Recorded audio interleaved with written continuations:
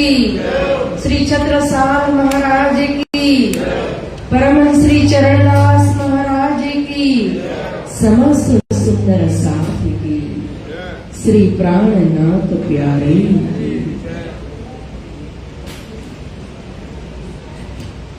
वंदो सतगुरु चरण को,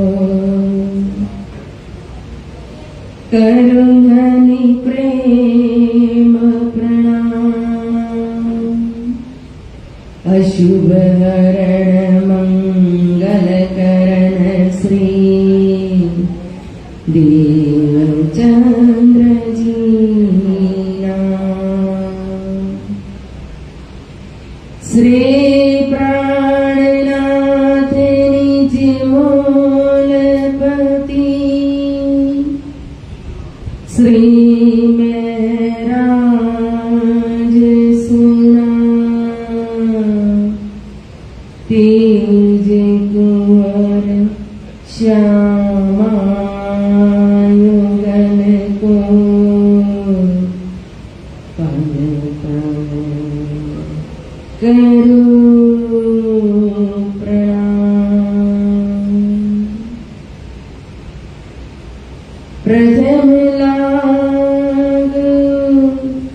दो चरण को, धनी न छुड़ाइयो लाग तली लालिया,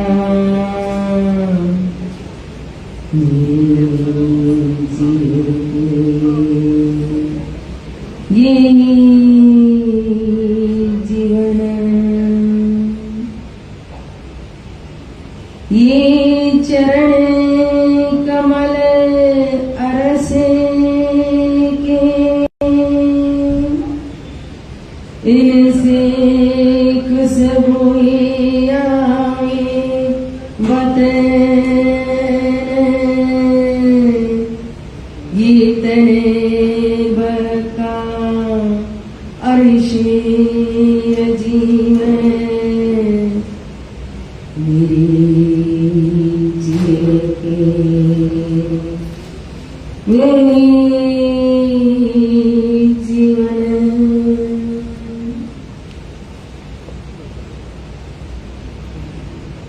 श्री मामते चाहे इन्हीं चरणों को, कर मन सा वाचा करुणा,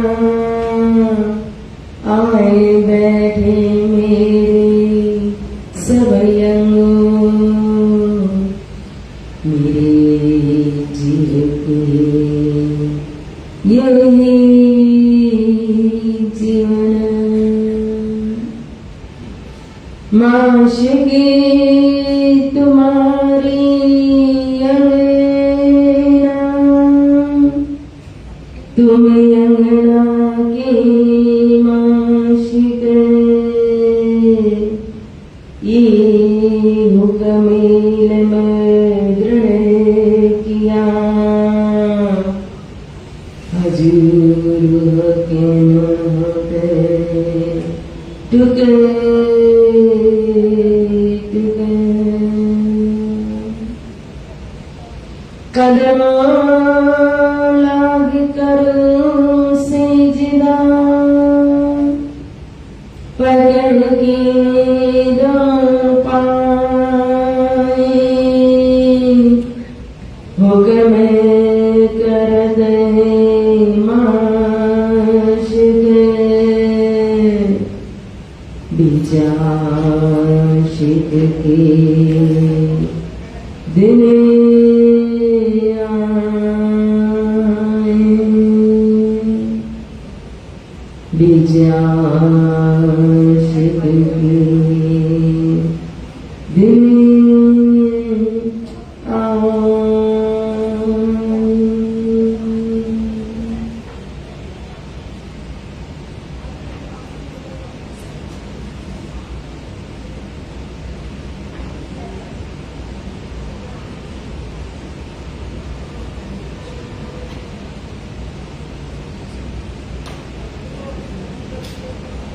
धर्मधनी अक्षरातीत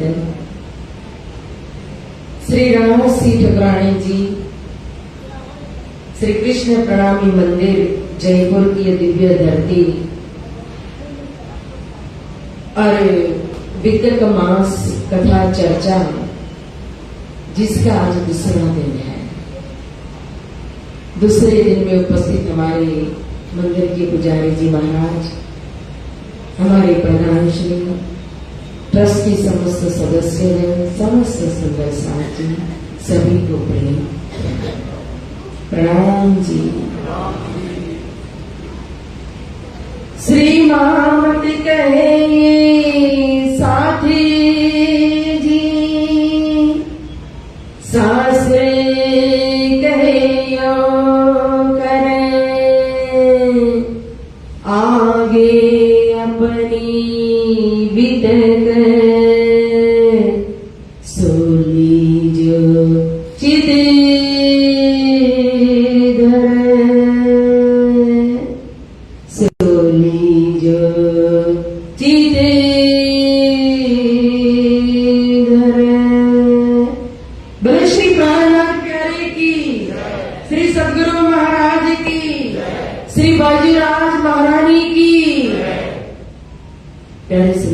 जी।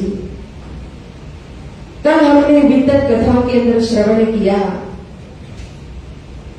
कि वितक का महत्व क्या है और वितक हमारा दर्पण किस प्रकार से है, हमारा जीवन किस प्रकार से है, क्योंकि वितक हमें जीवन जीने की कला सिखाती है। श्री निजानंद संप्रदाय का पूरा परिचय देती है, हमारे दोनों स्वरूप की पहचान कराती है। और इतना ही नहीं, तीनों ब्रह्मांड, ब्रज, रास और जागनी, पांचों स्वरूप कहो, ब्रज का स्वरूप, रास का स्वरूप, अरुण का स्वरूप श्री सदगुरु महाराज और महामती श्री प्राणनाथ जी, जो खेल के अंदर राजी महाराज ने 5 स्वरूप धारण किए, उन 5 स्वरूप की ब्रह्म लीला और 6 दिन की विद्या और 6 दिन के अंदर भी विशेष या जागनी लीला 4थे, 5वें और 6ठे दिन की, यानी कि हादी, मेहंदी और इमाम की विद्या।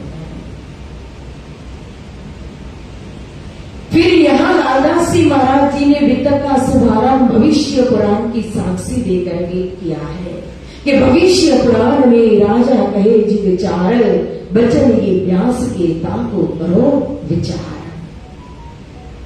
और उसके बाद 4 युग और 4 युग के राजाओं का नाम वर्णन किया।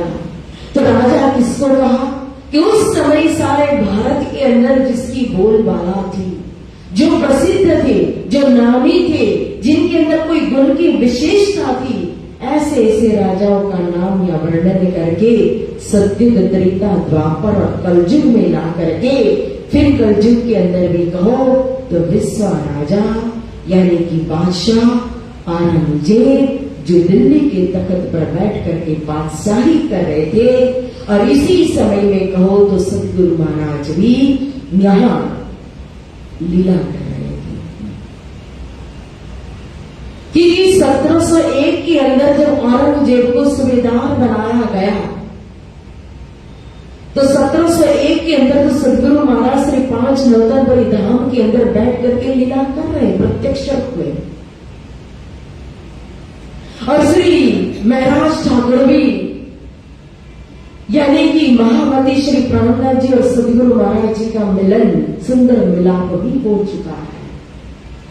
तो उस समय वो सूबेदार बना बादशाह औरंगजेब, लेकिन सूबेदार बनते उसने जो अत्याचार किया, कई मंदिरों को तोड़ा, मूर्तियों को तोड़ा, हिंदू प्रजा के ऊपर कहो झिझिया लगाया और उनको दुख देना, शाम दाम दंड भेद से किसी भी प्रकार से जाति परिवर्तन करना, अपने इस्लाम के अंदर वो कट्टर था, अपने धर्म में वो पूरी तरह से ईमानदार।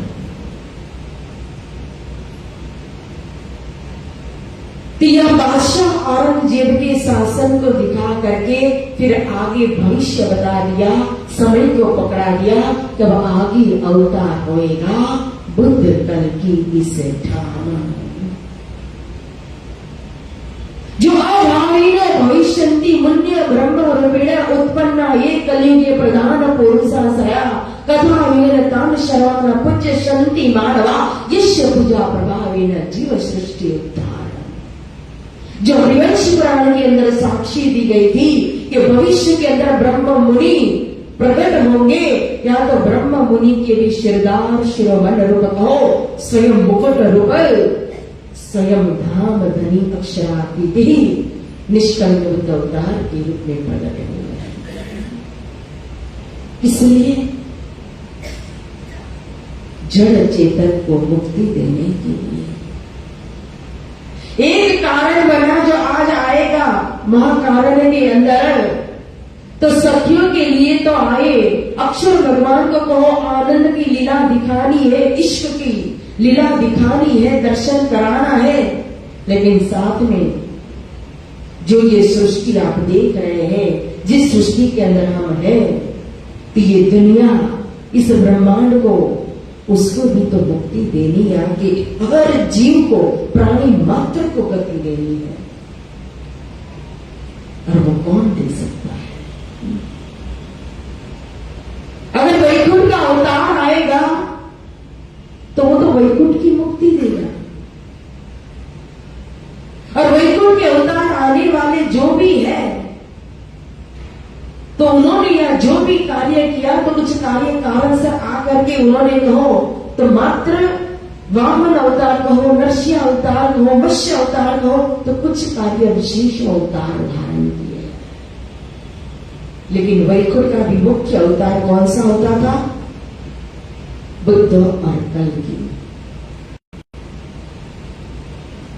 तो हर युग में जो 24 अवतार होते थे, उस 24 अवतार में मुख्य अवतार बुद्ध कल की अवतार था।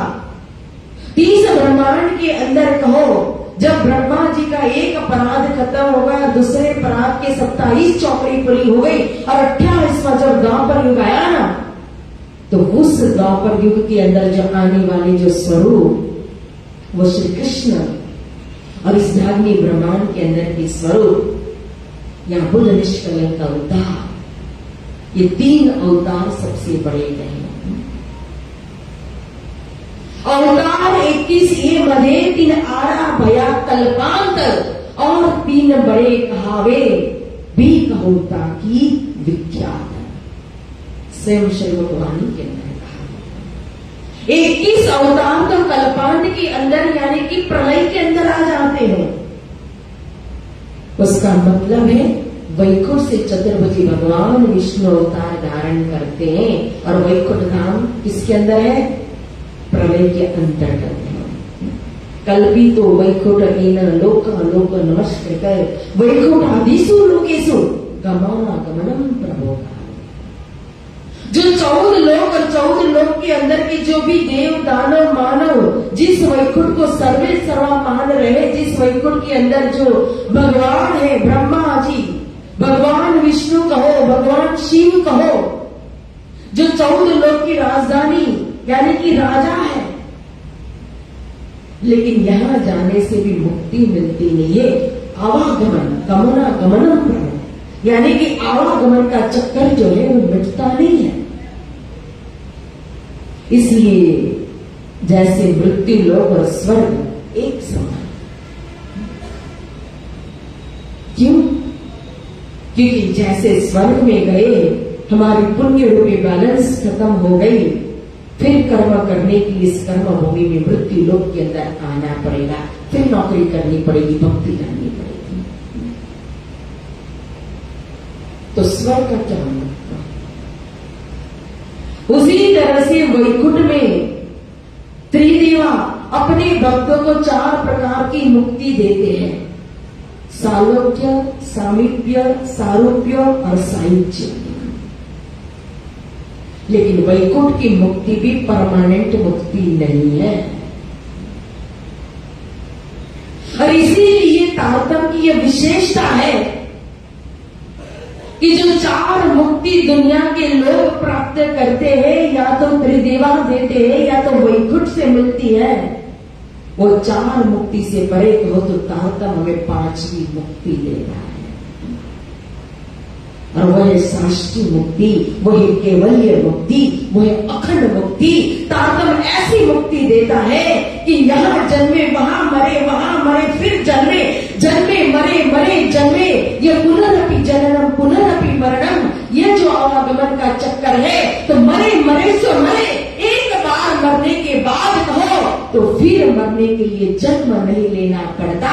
ये शाश्वत मुक्ति अगर कोई देता है तो वही तारतम, ये तारतम की विशेषता है। दुनिया देखो आज और को मानती है, ओंकार में ही लगती है, उन्हीं को सर्वे सर्वा गिन रही है, और कोई ब्रह्म मान रही है। और की 5 मात्रा देखो, अकार, ओकार, मकार, अर्धमात्रा और बिंदु मात्रा, ये 5 मात्रा मिल करके ओम बनता है। तो 4 मात्रा संबंधी 4 वेद है, ऋग्वेद, यजुर्वेद, सामवेद, अथर्ववेद। तो जब दुनिया ओम को मानती है तो तारतम तो ओम ने भी बताया हुआ लक्ष्य, यानी 5वीं मात्रा बिंदु मात्रा, और बिंदु मात्रा संबंधी है स्वसम वेद, और स्वसम वेद है श्री मुखवाणी तारतम साधन।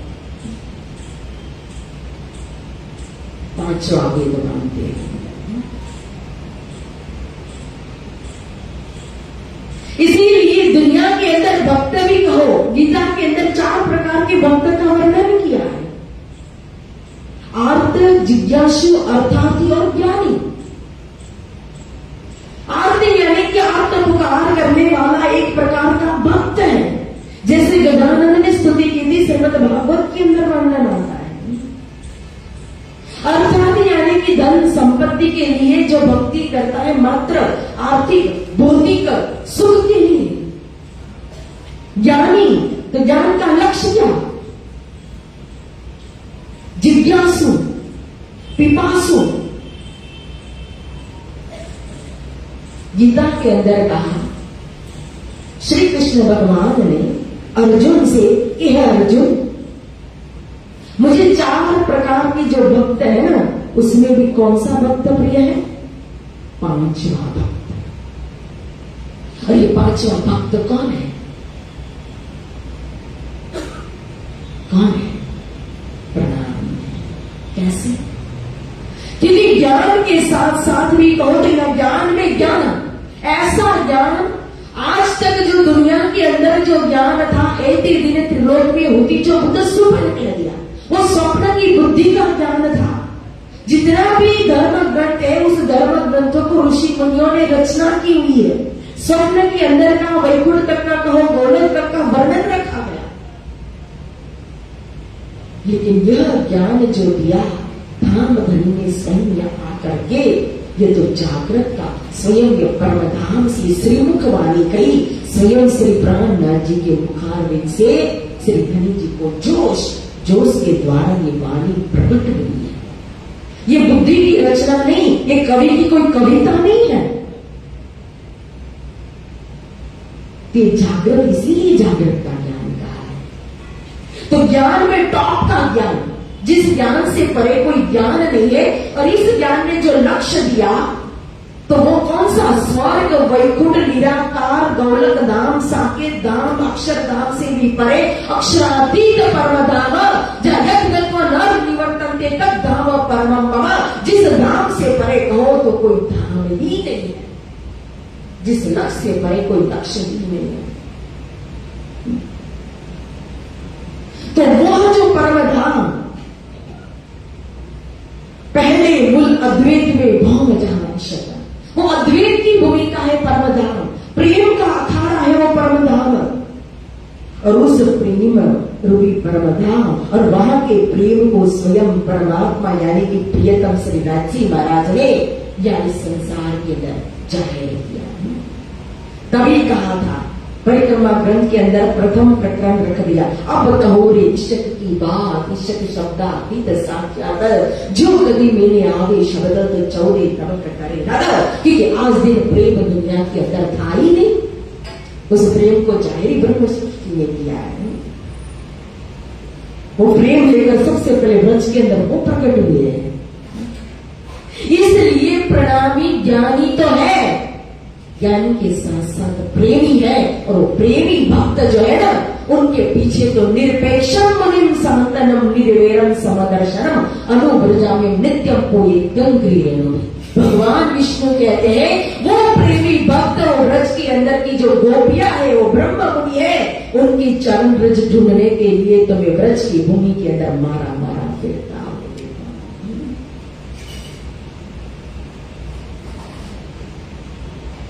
ब्रह्मा जी खोजत फिरे, शिव जी किन्नो पुकार, जटा मुगट तन त्याग के क्यों न होए ब्रजनार।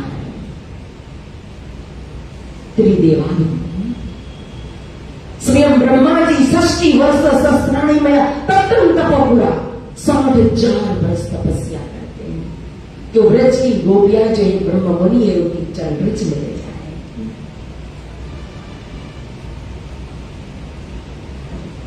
तो ये ज्ञानी के साथ है। तभी मैं कभी कभी कहती हूं कि 18,000 वाणी के अंदर कहीं नहीं लिखा है कि ज्ञान पहुंचावे विनय परख। क्या लिखा? प्रेम पहुंचावे विनय परख। लेकिन आज ज्ञान की होड़ लगी है। ज्ञान मैंने पहले ही कहा कि महामति का ज्ञान अगर ग्रहण करता है और दिल अपना लेता है तो ठीक है, लेकिन स्वप्न की बुद्धि जहां लड़ती है ना, तर्क होता है, विवाद होता है, और हम स्वप्न की बुद्धि से स्वयं अहंकार का स्वरूप खड़ा कर देते, ये ज्ञान कभी परम धाम पहुंचाता नहीं है। एड़े पगले चाल जो ये पगला प्रमाण सुंदर साजी। पहले रास ग्रंथ और नींव है हमारी। देखो, जब नींव मजबूत नहीं होगी ना, बिल्डिंग मजबूत नहीं बन सकती है, गिर जाएगी। इसलिए सबसे पहले केशवदास जी को जिल्द दिया ना, तो हुक्म स्वयं विराजमान था ना केशवदास जी महाराज जी के अंदर।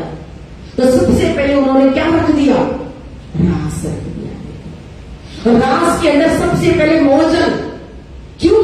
क्योंकि मोहजल के अंदर स्वयं जो इष्ट रब्द जो मोहजल बना, कहां? परमधाम के अंदर जी महाराज के दिल के अंदर। तो पहले उस मोहजल को दिखाया और सीधा फिर मोजल को दिखाने के बाद कह दिया कि पगले चाल जो पगला प्रमाण सुंदर साजी। इस संसार के अंदर इस मोजल से निकलने के लिए ज्ञान मात्र काम नहीं आएगा, ज्ञान के साथ साथ मन को रास प्रकाश। रास नहीं छोड़ने का मतलब है कि ब्रज रास के अंदर जो प्रेम था हमारा प्रियतम के प्रति, वो अनन्य प्रेम, वही प्रेम चाहिए प्रियतम को, क्योंकि मूल अंकुर ही प्रेम का है। मूल संबंधी हमारा प्रेम से है।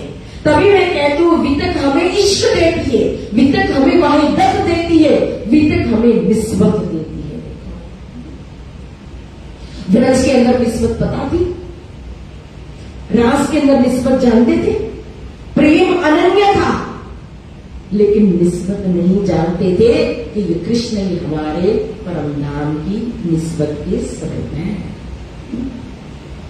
तो वही निस्बत को पकड़ाने के लिए या तारतम आया, ज्ञान आया, तो ज्ञान पहचान कराने के लिए आया कि पहले आप पहचानो रे साधो, पहले आप पहचानो, और पहचानने के बाद प्रेम पहुंचावे मिले। प्रेम चाहिए, प्रेम। इसीलिए परम धाम का वर्णन करने से पहले देखो, आवो रे इश्क भानो हाँ, तो देखो वतन अपनो निज धाम। जब तक इश्क प्रकट नहीं होगा दिल के अंदर, 5 घंटे चितवनी करो, 10 घंटे बैठ जाओ, प्रेम के बिना क्या?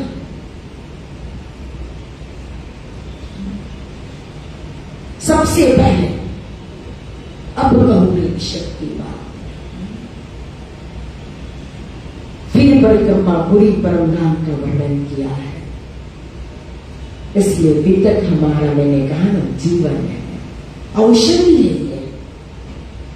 हमें जीवन के अंदर, मोहजाल के अंदर हमने कहो इस संसार के अंदर मानव तन धारण किया है, तो कई प्रकार की परिस्थितियां आती है ना, सामाजिक हो, भौतिक हो, आध्यात्मिक हो, शरीर से हो यानी कि शारीरिक हो, कई प्रकार की आपत्ति विपत्ति तूफान हवा चलती रहती है। तो उस समय हमें दवाई चाहिए, औषधि चाहिए, डोज चाहिए, तो कौन देता है? वाणी और वितक ही तो देता है। कि मोहमीन किस किस परिस्थिति में कहा किस तरह से कैसे उन्होंने फिर भी अपने आप को संभाला, समर्पण किया, ये सब दर्शन में वितक में मिलता है। तभी कल मैंने कहा था ये वाणी का अंग है। आज हम वाणी चर्चा करते हैं तो वितक की चौपाई कहो, वितक के प्रसंग को उससे हम वाणी की चौपाई को समझाते हैं। और जब वितक चर्चा होगी तो वाणी की चौपाई लेकर के फिर समझाने का खुलस प्रसंग करने की कोशिश करते हैं। तो दोनों का मिलान अरस परस अंगे संगे होता है कि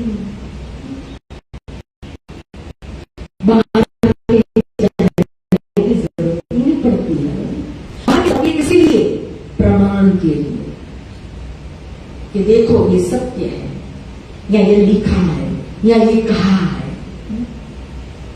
तो प्रमाण के लिए बाहर जाना पड़ता है। वेद पुराण शास्त्र संत वाणी के अंदर, बाकी वितक कहो, वाणी कहो, अनमोल खजाना है। जिस खजाने से कहो, जिस सागर से कहो, तो सारी नदियां जिस सागर में आ जाकर के मिल जाती है, जो कभी भी उसके अंदर कहो तो कभी आने वाली नहीं है। फिर राजाओं का नाम वर्णन करके निष्कलंक बुद्ध अवतार स्वरूप को पकड़ाया। अब यहां स्वयं स्वरूप को पकड़ाने के बाद ये स्वरूप आए कहां से लीला करने के लिए? उस धाम को पकड़ाते हैं। जैसे श्रीमद् भागवत के अंदर सुखदेव मुनि महाराज ने दसम स्कंद के अंदर साक्षी रखी कि ब्रज के अंदर, रास के अंदर लीला करने वाले स्वरूप कौन? तो कहा अहो भाग्यम नंद गोपो व्रजो गोशाम जन मित्र परमानंदम पूर्ण ब्रह्म सनातनम। यही पूर्ण ब्रह्म परमात्मा का स्वरूप है, लेकिन बताया नहीं कि कहां से आए। श्रीमद् भागवत के अंदर ब्रह्म को जाहिर किया सुखदेव मुनि ने कि यह लीला करने वाले ब्रह्म है कृष्ण, लेकिन नाम बताया, ठाम तो बताया ही नहीं, धाम बताया ही नहीं। इसलिए यहां तारतम्य वो धाम भी वर्णन कर रहा है। और लालदास जी महाराज ने इसीलिए शुभारंभ किया अभी तक का कि अब वो स्वरूप जो आए कहां से? अबे कहो फेर के मूल मिलावा की बितक, जैसी आज्ञा धनी की सो बाता बुझी रखे। अब कहूं फेर के मूल मिलावा की बितक। ये संसार, ये 14 लोक ब्रह्मांड, नारायणी सृष्टि जिसको हम देख रहे, इस दुनिया को, इस जगत को, इस विराट को, ये कार्य है। और कारण रूप स्वयं इस दुनिया को, संसार को बनाने वाले अविनाशी कुटस्थ भगवान अक्षर है। और कार्य और कारण से भी बड़े क्या है? महाकारण। और वो महाकारण क्या है? उसमें मूल मिलावा परम धाम। और महाकारण का भी महाकारण क्या है? राज्य महाराज का दिल है। इसलिए कह रहे कि अब मैं सबसे पहले उस मूल मिलावा की वितक, उस परमधाम की वितक का वर्णन करता हूं। लेकिन वो परमधाम जो है ऐसे दिव्य भूमि है, क्योंकि वो स्वयं ब्रह्म धाम है, दिव्य ब्रह्मपुर धाम है। परमात्मा के धाम को, ब्रह्म के धाम को ब्रह्म धाम कहा जाता है। और वो ब्रह्म स्वरूप स्वयं परमात्मा, वो हमारे प्रियतम श्री राजी महाराज उस धाम के अंदर विराजमान है। तो राजी का स्वरूप इतना दिव्य है, इतना नूरमय है, वो नूर का सागर है, वो इश्क का सागर कैसी होगी विचार कर। मां का एक एक कण कण शोभा सुंदरता, जब स्वरूपी सत्य चिद आनंदमय स्वरूप है तो भूमिका के अंदर भी तो वही गुण है, आनंद का गुण है, चेतनता का गुण है, सुंदरता का गुण है, कोमलता का गुण है। मां की शोभा सुंदरता।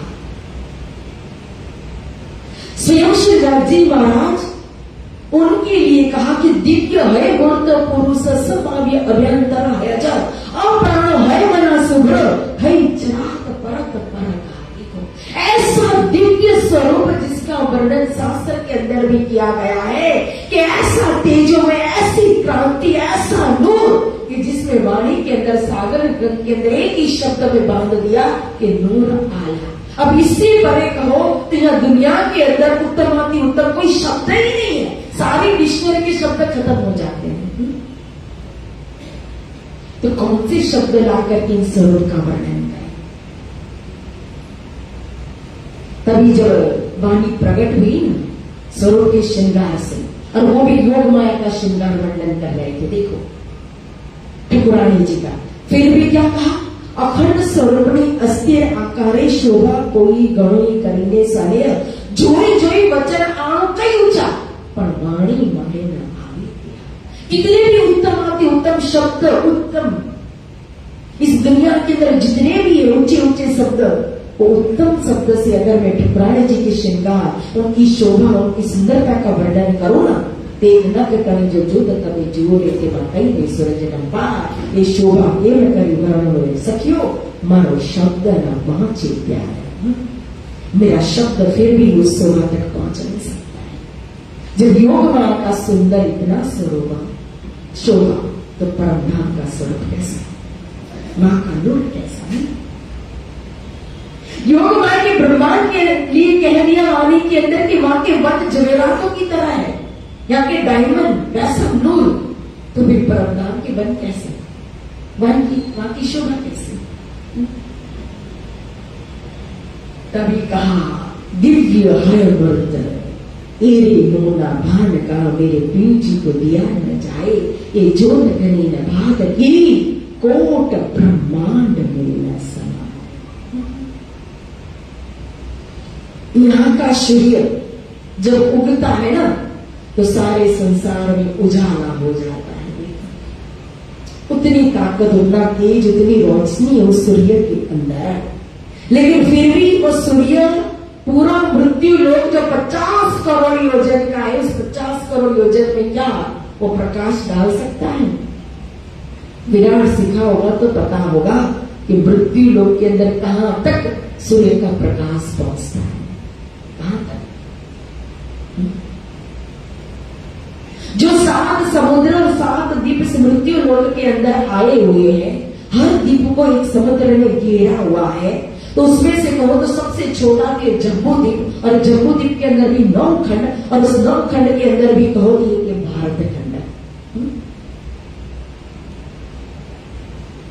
तो 7 जो द्वीप, 7 समुद्र, और उसके बाद सोना की भूमि, और उसके बाद लोकालोक पर्वत, वहां तक सूर्य का प्रकाश पहुंचता है। श्रीमुखवाणी के अंदर भी चौपाइयां है, 3.5 कोट ताबीज होत अंधेरी उजास। कहां तक पहुंचता है? मीठे जल के समुद्र तक पहुंचता है, वो भी पुराने कुछ भाग में। मृत्यु लोक को भी तो ये सूर्य का प्रकाश को प्रकाशित नहीं कर सकता है।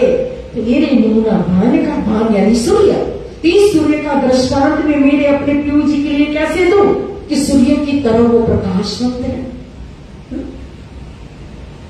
ये सूर्य का तेज एक क्या, अगर करोड़ों सूर्य एक साथ आसमान के अंदर निकल करके आ जाए ना, तो भी वो प्रकाश निस्तेज हो जाए इस नूर के आगे। जी महाराज का ऐसा नूर है, ऐसा वो नूर का सागर है। इसीलिए शब्द नहीं है तो कह दिया सागर। सागर शब्द आया तो सब समा गया। दिव्य हरे मूर्त। कभी कभी कहते हैं ना सनातन धर्म वाले कि प्रणामी मूर्ति को मानते नहीं है। कौन बोलता है मूर्ति को नहीं मानते, लेकिन कौन सी? क्योंकि शास्त्र में कहा हरि मूर्त मतलब प्राकृतिक मूर्ति से वो परे है। वो सब या जितने भी मूर्तियां बनाई जाती है भगवान की और मंदिर में कहो तो उनकी प्राण प्रतिष्ठा की जाती है, वो किस मानव ने बनाई हुई मूर्तियां है, वो प्राकृतिक मूर्तियां है। उस भगवान को किसने देखा है? तो जिस मानव रूपी मूर्ति को स्वयं परमात्मा ने बनाया, प्रियतम राजी महाराज ने बनाया, तीस मानव की क्या ताकत, क्या शक्ति के स्वयं उस परमात्मा की मूर्ति को बना दे। नहीं मानती मूर्ति। कौन सी? प्राकृतिक मूर्तियों को नहीं मानती, ज्ञानी मूर्ति को मानती। ब्रह्म विद्या देवी कहीं जो 8 प्रकार की मूर्ति में सबसे उत्तम मूर्ति कहा है ज्ञानमयी मूर्ति, यानी कि शब्द ब्रह्म। और शब्द ब्रह्म मतलब ब्रह्मों को पहचान कराने वाला, प्राप्त कराने वाला ज्ञान, यही मूर्ति के रूप में मानते हैं। तब 11,000 वाणी को, तारतम वाणी को मंदिर में पधरा करके हम फिर प्राण प्रतिष्ठा करते, चौपाइयों का उच्चारण करते हैं। स्वयं शक्ति, सारी शक्ति इस वाणी के अंदर है। और न मुंगट की सेवा होती है, न वस्त्र की सेवा है। वो जो स्वरूप साक्षात उलझन स्वरूप साहिब का, जो साहिब का स्वरूप है ज्ञानमय, जिसको मूर्ति के रूप में मंदिर में हमने पधराया, तो उस स्वरूप को हम वस्त्र के द्वारा, मोतियों की, चांदी की, अन्य मालाओं के द्वारा कहो तो हम श्रृंगार करते हैं, मुकुट पहनाते, मुरली रखते हैं। ये तो स्वरूप का श्रृंगार है, कोई वागा वस्त्र की सेवा नहीं है। सदगुरु महाराज ने भी जब वस्त्र दिए गए थे बांके बिहारी जी के, तो वस्त्र की सेवा नहीं की थी। वो वस्त्र पधराए गए थे, लेकिन आह्वान उन्होंने जो किया था प्रतिष्ठा करके, तो वो स्वरूप की सेवा करते थे। उसका प्रमाण भी वितक के अंदर ही है। वहां चौपाई आती, जब प्रसंग आएगा तो बताऊंगी कि जब सामान बाजार से लेकर के आते, चावल लेकर के आते, घी लेकर के आते, खांड यानी कि चीनी लेकर के आते, तो क्या कहा? ये जुदे कहे श्री राज के आज। किसकी सेवा कर रहे थे? अब आप कहोगे कि राज्य के दरबार तो हुए ही थे, तारतम तो प्रबल हुआ ही नहीं था, तो फिर कैसे राज्य?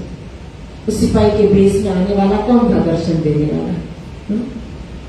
भेष बदल के आए तुम साक्षात। फिर ब्रज में पहुंचे और वहां जाकर के घुघरी का प्रसाद लेकर के आए, तो वो स्वरूप कौन था? तो जिस स्वरूप का अनुभव हुआ तो उसी समय तो कह दिया था ना, जैसे सूरदास जी जब कुंभ के अंदर गिर जाते हैं, कृष्ण जी आते हैं और आकर के कहो तो कुंभ में 2-4 दिन रहे, वहीं गंदगी फैल गई, सब कुछ कोई बाहर निकालने वाला नहीं, तो इष्ट ही आएंगे। जब इष्ट आए तो आकर के क्या किया? सूरदास जी को बाहर निकाला और बाहर निकाला, हाथ पकड़ करके ले जा रहे हैं। फिर हाथ का जो स्पर्श था इतना कोमल और वो सुगंधी, तो सूरदास जी ने विचार किया ऐसे अंधेरे गुप में से तो उसके अलावा कोई निकाल नहीं सकता। तो जैसी अंतर दृष्टि खुली वो अंतर्ध्यान हो गए। अंतर्ध्यान हुए तो सूरदास जी ने कहा कि हाथ छुड़ा करके तो जा रहे हो, लेकिन अब दिल छुड़ा करके जाओ तो मानो।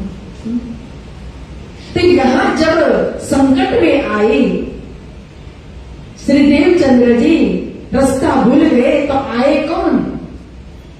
स्वयं वो आए। तो पिछोरी पहना करके जो रास्ता पार करवाया, बरात के पास पहुंचा दिया, और जब पिछोरी ले ली, बरात दिखा दी, अंतर्ध्यान हो गए, तो सदगुरु महाराज ने भी तो पहचान कर ली कि मुझे यहाँ तक पहुंचाने वाले इतने जल्दी और कोई हो नहीं सकते। वो वेश बदल के आए साक्षात। मैंने चोर कहा, लेकिन वो चोर नहीं, वो चित चोर था, स्वयं हुक्म का स्वरूप था। इसीलिए वो वस्त्र को वस्त्र नहीं, वस्त्र के अंदर जो शक्ति आई थी ना, वो शक्ति की सेवा कर रहे थे, स्वरूप की सेवा कर रहे थे सतगुरु महाराज। यहां भी हम मंदिर में बदला करके मात्र ये कोई ग्रंथ साहिब नहीं, जो ग्रंथ के अंदर जो साहिब का स्वरूप है ना, उन स्वरूप की सेवा होती है। तो ऐसे ही दिव्य है मूर्त, जो प्राकृतिक मूर्ति से भी परे वो स्वरूप है। और पुरुष भी कौन पुरुष, जो गीता के अंदर 3 प्रकार के पुरुष का वर्णन किया। 15वें अध्याय के अंदर जाकर के देखो कि द्वैमो पुरुषो लोके चरचाचरैव चर सर्वाणि भूतानि कूटस्थ चर उच्यते उत्तम पुरुषोत्तम परमात्मा। तारतम्य के अलावा इस श्लोक का किसी को अर्थ पूछो, क्या अर्थ करेंगे? इशारत तो लिखिए, गीता में कहो, भागवत में कहो, शास्त्र में कहो, ताला तो है, लेकिन जब तक चाबी नहीं होगी ताला खुलेगा नहीं। और सभी ताला को खोलने की चाबी मास्टर की वह ताला। यहां चार अक्षर और उत्तम पुरुष, 3 पुरुष का वर्णन किया। तो बिना तारतम शर मानते क्या? शर यानी कि नाशवंत। तो इस शरीर नाशवंत है, तो बोल दिया कि शर पुरुष यानी कि ये शरीर। अक्षर कौन? क्योंकि नैनम चिंदन्ति शस्त्राणि नैनम दहति पावक। यह जो आत्मा जिसको शस्त्र काट नहीं सकता, पानी भिगो नहीं सकती, अग्नि जला नहीं सकती और वायु सुखा नहीं सकता, ये मरता नहीं है। आत्मा मरता है नहीं, दूसरा तन धारण करता है। वासांसी जीनानि यथा विहाय नवानि गृह्णाति नरोपराणि। जैसे मनुष्य पुराना वस्त्र निकाल करके दूसरा वस्त्र धारण कर लेता है ना, तो आत्मा भी एक पुराना शरीर रूपी वस्त्र को छोड़ करके नया शरीर रूपी वस्त्र धारण कर लेती है। इसीलिए परवाही ने मान लिया ये आत्मा ही क्या है? अक्षर पुरुष है। तो फिर उत्तम पुरुष कौन? जिसको परमात्मा कहा। अब 14 लोग के परे, निराकार के परे जब दृष्टि नहीं पहुंचेगी तो उत्तम पुरुष किसको मानेंगे? तो ब्रह्मा विष्णु महेश को ही मान लिया। त्रिदेवा में सबसे बड़े कौन? तो भगवान विष्णु। विष्णु ही उत्तम पुरुष। तो तारतम्य रहस्य बोलता है कि भगवान विष्णु का मूल भी, उनको भी प्रकट करने वाले तो भगवान नारायण है, और नारायण का भी मूल हो उनको भी प्रकट करने वाले तो स्वयं वो आदि नारायण महाविष्णु भगवान सर्वपुरुष। वो सबसे पहले जो अंडा में से प्रकट होने वाला जो पुरुष था ना, वो महाविष्णु है। उसी को सर्वपुरुष कहा है। और इन सर्वपुरुष का अभी जागृत के अंदर मूल कहो, ये तो स्वप्न का पुरुष है। तो सर्वपुरुष का भी मूल अक्षर भगवान है जागृत में। और क्या कहा? दोनों के ऊपर नियमन करने वाले यानी कि स्वर और अक्षर के आधारभूत कौन है? तो उत्तम पुरुष परमात्मा। तो वो कौन हो गए?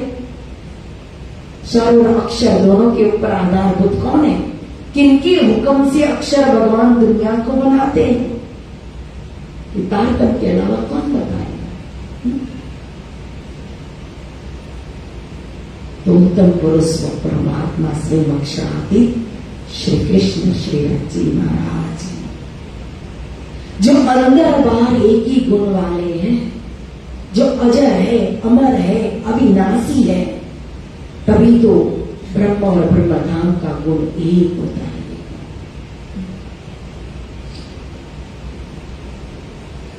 जैसे अविनाशी वैसे ही परम धाम भी प्रलय के अंदर नहीं है। प्रलयातीत अविनाशी है, अखंड है, शाश्वत है। संसार के अंदर व्याधि उपाधि होती है, यहाँ क्रोध होता है, लोभ होता है, मोह होता है, ईर्ष्या होती है, अहंकार होता है। तभी कहा ने हवे पहला मोह जगनी कहू बात, तेता दुख रूपी दिन रात, दावा न बले कई बात तेनी किटली कहू विख्यात। तो त्रिताप कहाँ है? यहाँ 3 गुरुओं रूपी बौरी में कहाँ फंसते? यहाँ फंसते। दानव रूपी अग्नि कहाँ?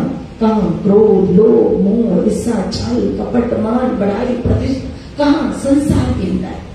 शरीर की अवस्था कहो, बचपन कहो, यौवनी कहो, वृद्धावस्था कहो, बीमारी कहो, ये सब कहाँ है? संसार के अंदर है।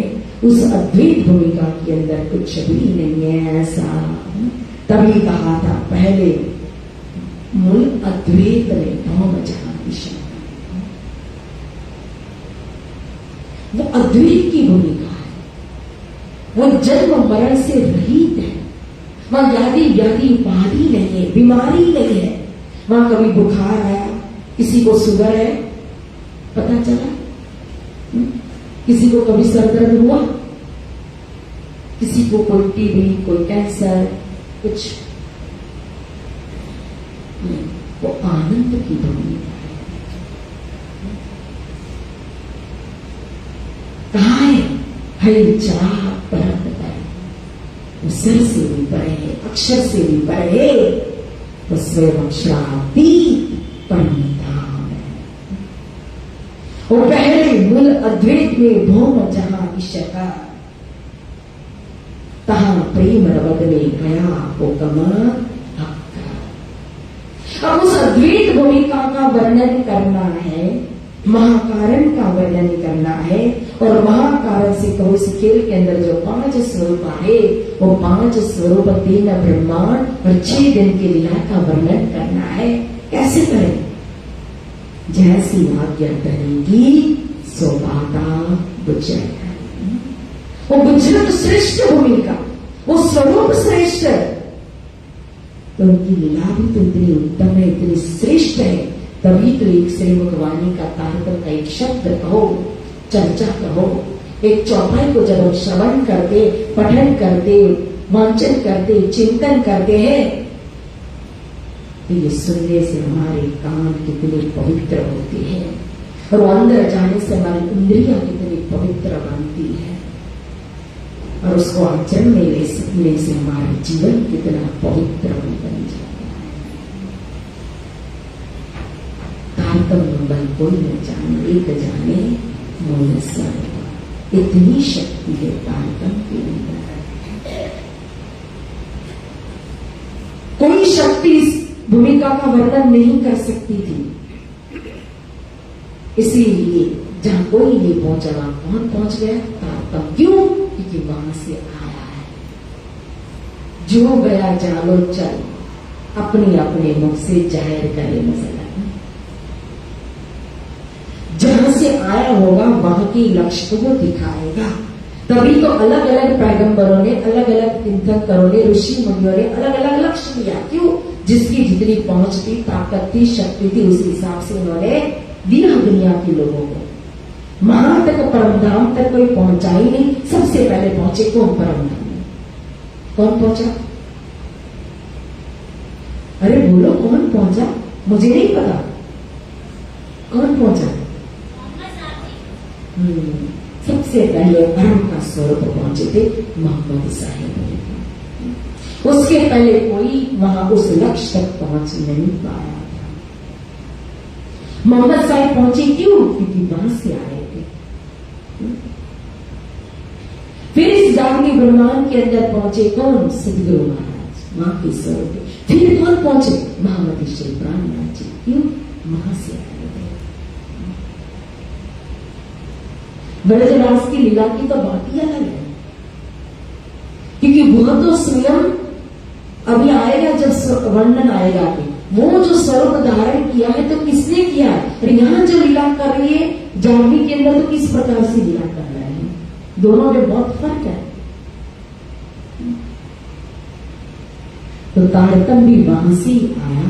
इसीलिए कहो कि चौपाई आती है ना कि जबराइल जबरूद की हद छोड़ाने असरा फिर वया अर्श अजीम की मान।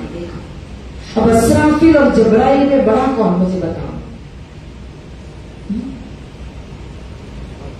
मुझे पता है, आपको पता है, सबको। कौन बड़ा? असराफिल बड़ा कि जबराइल बड़ा? अरे आप इतने ज्ञानी हो, समझदार हो। असराफिल बड़ा कि जबराइल? उससे आगे में जाओगी नहीं।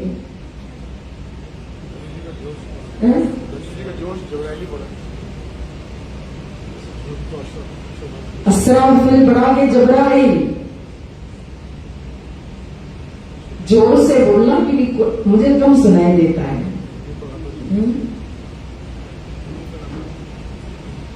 जिसको आता हाथ ऊपर करो। असराफिल बड़ा कि जबराइल बड़ा? कौन बताएगा? कौन बनेगा करोड़पति?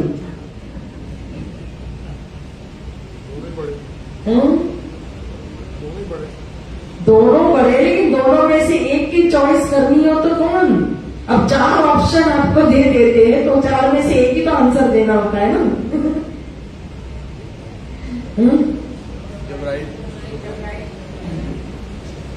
अब यह चौपाई मैंने आपके सामने कह दी। जबराइल जबरन की हद छोड़ानी, असराफिल फिर वल्या अशजिम के माने। जबराइल बड़ा, लेकिन फिर भी मोहम्मद साहब जबराइल के द्वारा जब गए तो जबरूत की हद छोड़ी नहीं थी। तो जिस परमधाम के अंदर जबराइल कहो अटक करके रहेगा, क्योंकि असराफिल और जबराइल ये दोनों ही अक्षर भगवान के फिरस्ता है। लेकिन जबराइल तो वहां अटक गया जमुना जी में, आगे नहीं जा सका।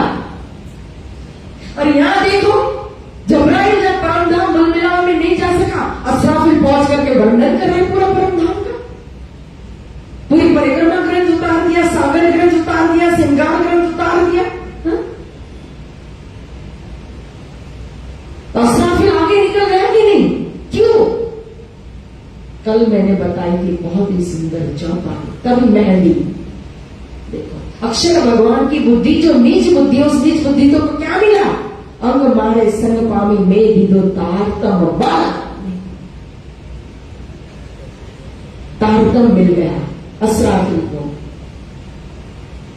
तो पहुंच गया अर्शजिम के माइंड। ये वर्णन किया असराफिल ने 18,000 वाली। वर्णन करने वाली तो बुद्धि है ना, 18,000 वाली जो है वर्णन करने वाली बुद्धि है, वो किसकी है? अक्षर भगवान की बुद्धि है। जो शिक्षा है राजी महाराज का, तब जाकर के वर्णन हुआ। तो उस बुद्धि को जब तारतम जानने का प्रकरण आप देखना, पढ़ना, समझना, जब उस बुद्धि को तारतम मिला, धनी का जोश मिल गया, तब जाकर के वो पहुंच गया मूल मिलावा में। और मूल मिलावा तक नहीं, यहां तक कि राज्य के दिल तक जाकर के दिल के अंदर की बात भी जाहिर कर दी तारतम के तारतम ने वाणी के अंदर। अब हम तो इतना ही जानते थे ना कि खेल मांगा, ऐसा खेल दिखाया कि मांग ले आए हम। लेकिन मंगाया किसने बताया? किसने बताया? तभी शाने बन गए ना। आज हम राज्य को जवाब दे देते हैं कि शाने बनाया कैसे? ब्रज के अंदर जैसे अंगूठा छाप रखा था, अनपढ़ रखा था, वैसे ही अनपढ़ रख के तो बोलते राज्य के आगे मेरी दिल्ली मुस्लिम है।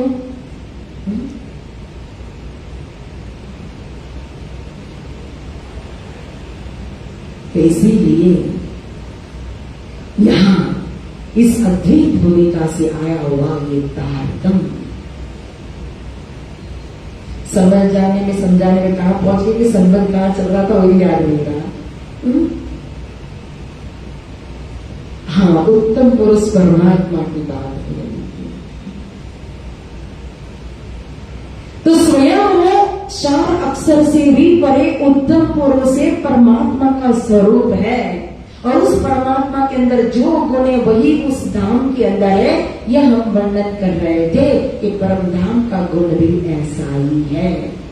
वह सत्य है, चीज है, भूमिका आनंद में भूमिका है। वह मृत्यु नहीं है, वह सुंदरता है, कुरूपता नहीं है, वह साकार है, निराकार नहीं है। वहां कोमलता है, जड़ नहीं है। वहां असत जड़ दुख है, वहां सत्य चिद आनंद है। तो ऐसी पहले मूल अद्वैत में भौम जहां ईशकर, तहां प्रेम रवत में भया हुक्मा हक। उस भूमिका के अंदर जिसका गुण कहा पूर्ण मद पूर्णमिदं पूर्णात् पूर्णमुदच्यते पूर्णस्य पूर्णमादाय पूर्णमेवावशिष्यते। जो पूर्णात् पूर्ण भूमिका, ऐसा पूर्ण कि पूर्ण में से पूर्ण को निकाल दो भी शेष पूर्ण नहीं रहेगा। मेवा चाहिए सो लीजिए, फल फूल बल पात, तीत रहे तैसे ही बने, ये पक्का बागों की बात है। या हम पार्क में जाए, कोई गुलाब का पौधा हो, गुलाब सुंदर खिला हो और गुलाब को तोड़ दे, तो तोड़ करके गुलाब हमने ले लिया, फिर वह गुलाब रहेगा? नहीं रहता। मेरे पास 500 रुपए मैंने आपको दे दिए, तो 500 में कमी आएगी कि नहीं आएगी?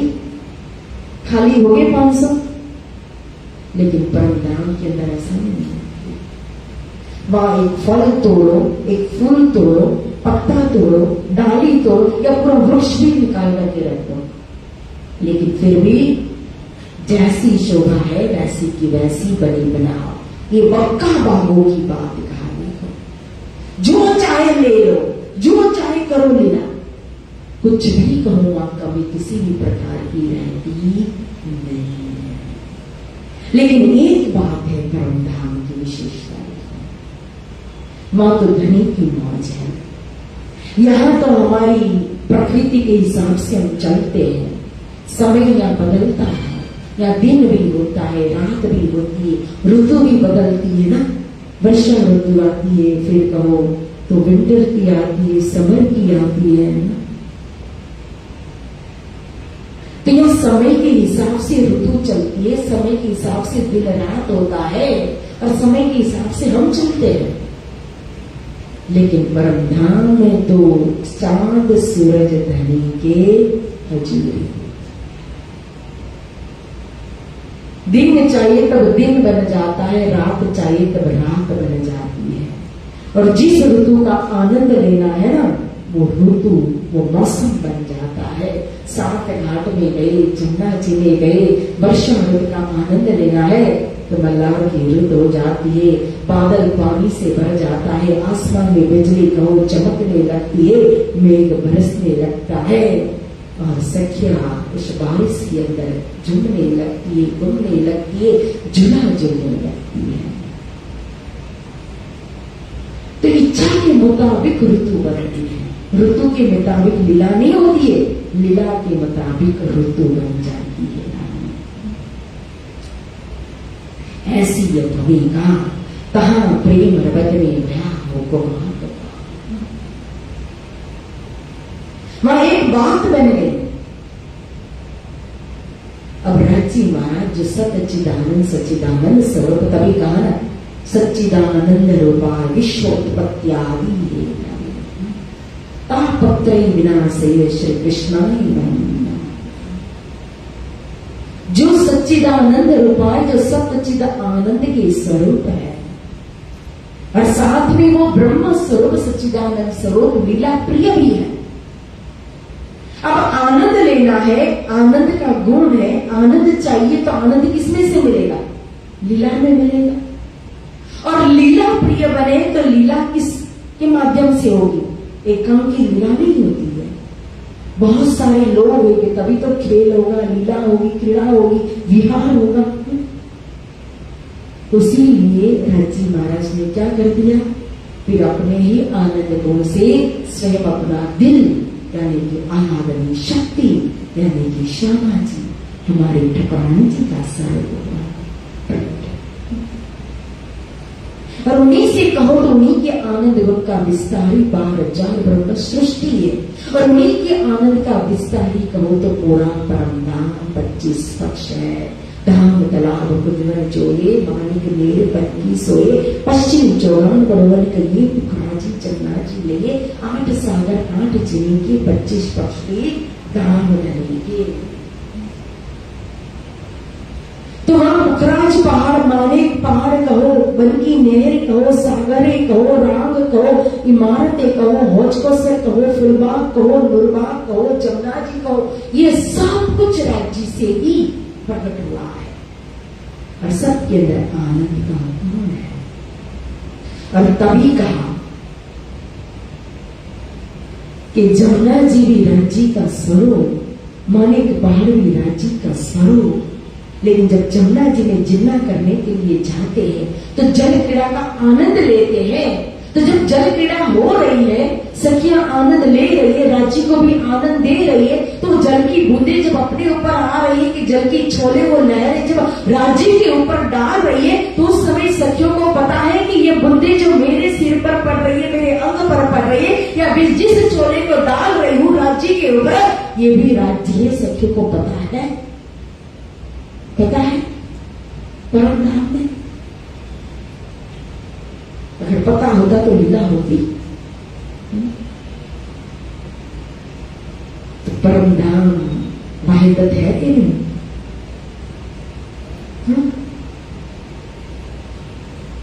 वाहिदत कहा, अद्वैत के साथ साथ वाहिदत का भी गुण कहा परम धाम के अंदर। तो वाहिदत के अंदर राज्य को जो चीज पता हो वो श्यामा जी को भी पता होनी चाहिए, और श्यामा जी को पता चल गए तो 12,000 को पता चल जाएगा। तो राज्य तो जानते हैं कि मेरे से ही प्रकट हुए ही मेरी लहरें हैं, मेरा ही अंग है, तो फिर श्यामा जी और सखियों को क्यों नहीं पता?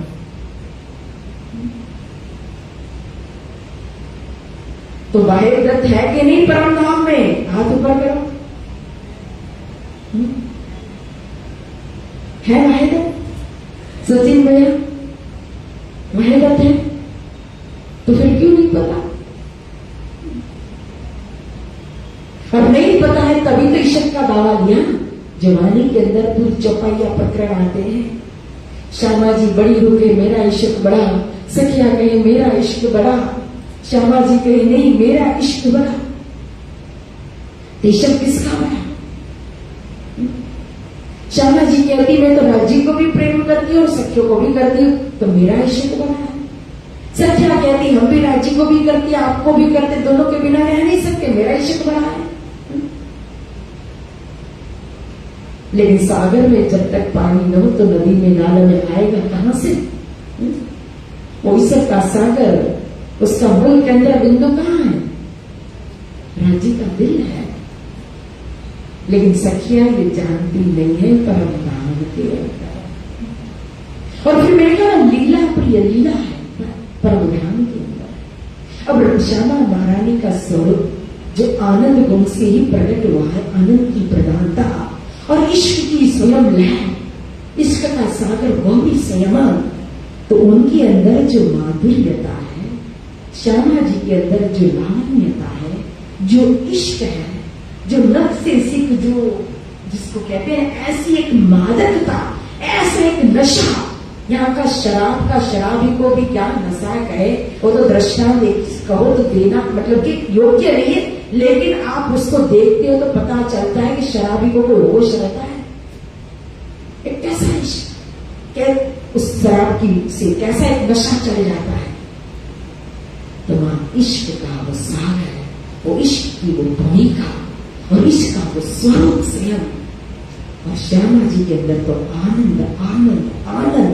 तो जो राज्य के प्रति उनके अंदर जो कहते हैं ना कि नख से सिख तक जो रस में, इश्क रूपी रस के अंदर, वो सागर के अंदर जो तनोर होकर के उनके स्वरूप के ऊपर जो मादकता आ रही है, राज्य भी देख करके आश्चर्यचकित है। ऐसी लावण्यता, ऐसी मादकता श्यामा जी के अंदर, एक ऐसा नशा है। मुझे भी इसका पालन करना है। और कब कर पाएंगे? एक तो ये बात है, और दूसरी जो तारतम्य ने दिखाया हमें, कि पहले लेखक के दिल में जो बीज है, सबसे पहले इस खेल का कहां प्रकट हुआ? ये मोजल, तभी मैंने कहा राज्य के दिल में प्रकट हुआ। क्यों? सबसे पहले इस मोजल का बीज पहले लेखक के दिल में। क्या लिया इस खेल को? एक बात सही रस की और वाहे तत्काल शकल, ये दिखला में रोगो पहले दिल में लिया आपका। क्यों?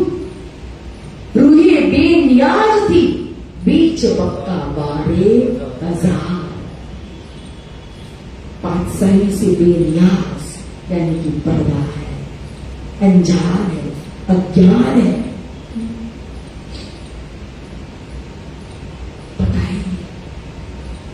जैसे किसी ने स्वर्ग नहीं देखा तो स्वर्ग के लिए कितनी मेहनत करते हैं कि स्वर्ग कैसा होगा, स्वर्ग में जाने के लिए कितनी तपस्या करते हैं, वैकुंठ के लिए कितनी तपस्या करते हैं। क्यों?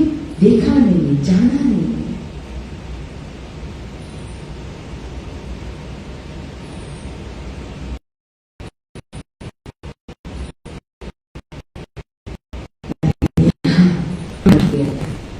के अलावा, सबकी भूमिका के अलावा कुछ अन्य देखा ही नहीं है उन्होंने।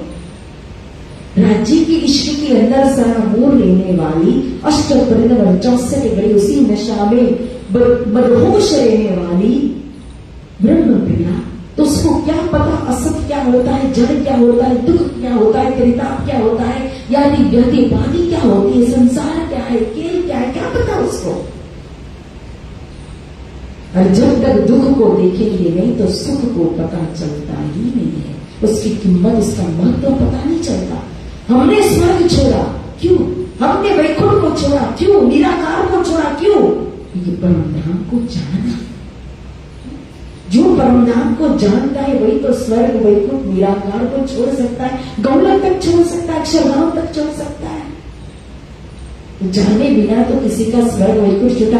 आज भी तारतम्य लेने के बाद जो परमधाम की वास्तविकता को नहीं जान सकते, नहीं पहचान सकते प्रियतम श्री राज्य महाराज जी को, तो उससे नहीं छूटता है स्वर्ग की भक्ति, वैकुंठ की भक्ति नहीं छूट पाती है।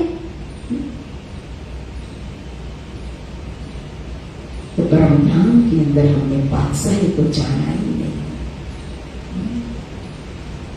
इश्क राज्य महाराज का उसको हमने जाना ही नहीं। इसीलिए कहा जाता है कि बहुत ही सुंदर लीला, ऐसे तो लीलाएं कहो, जो भी रामत रास के अंदर आई है ना, वर्णन किया है ना, जो भी योगमाया के ब्रह्मांड के अंदर खेली गई ना रामत, वो ऐसी ही नहीं है।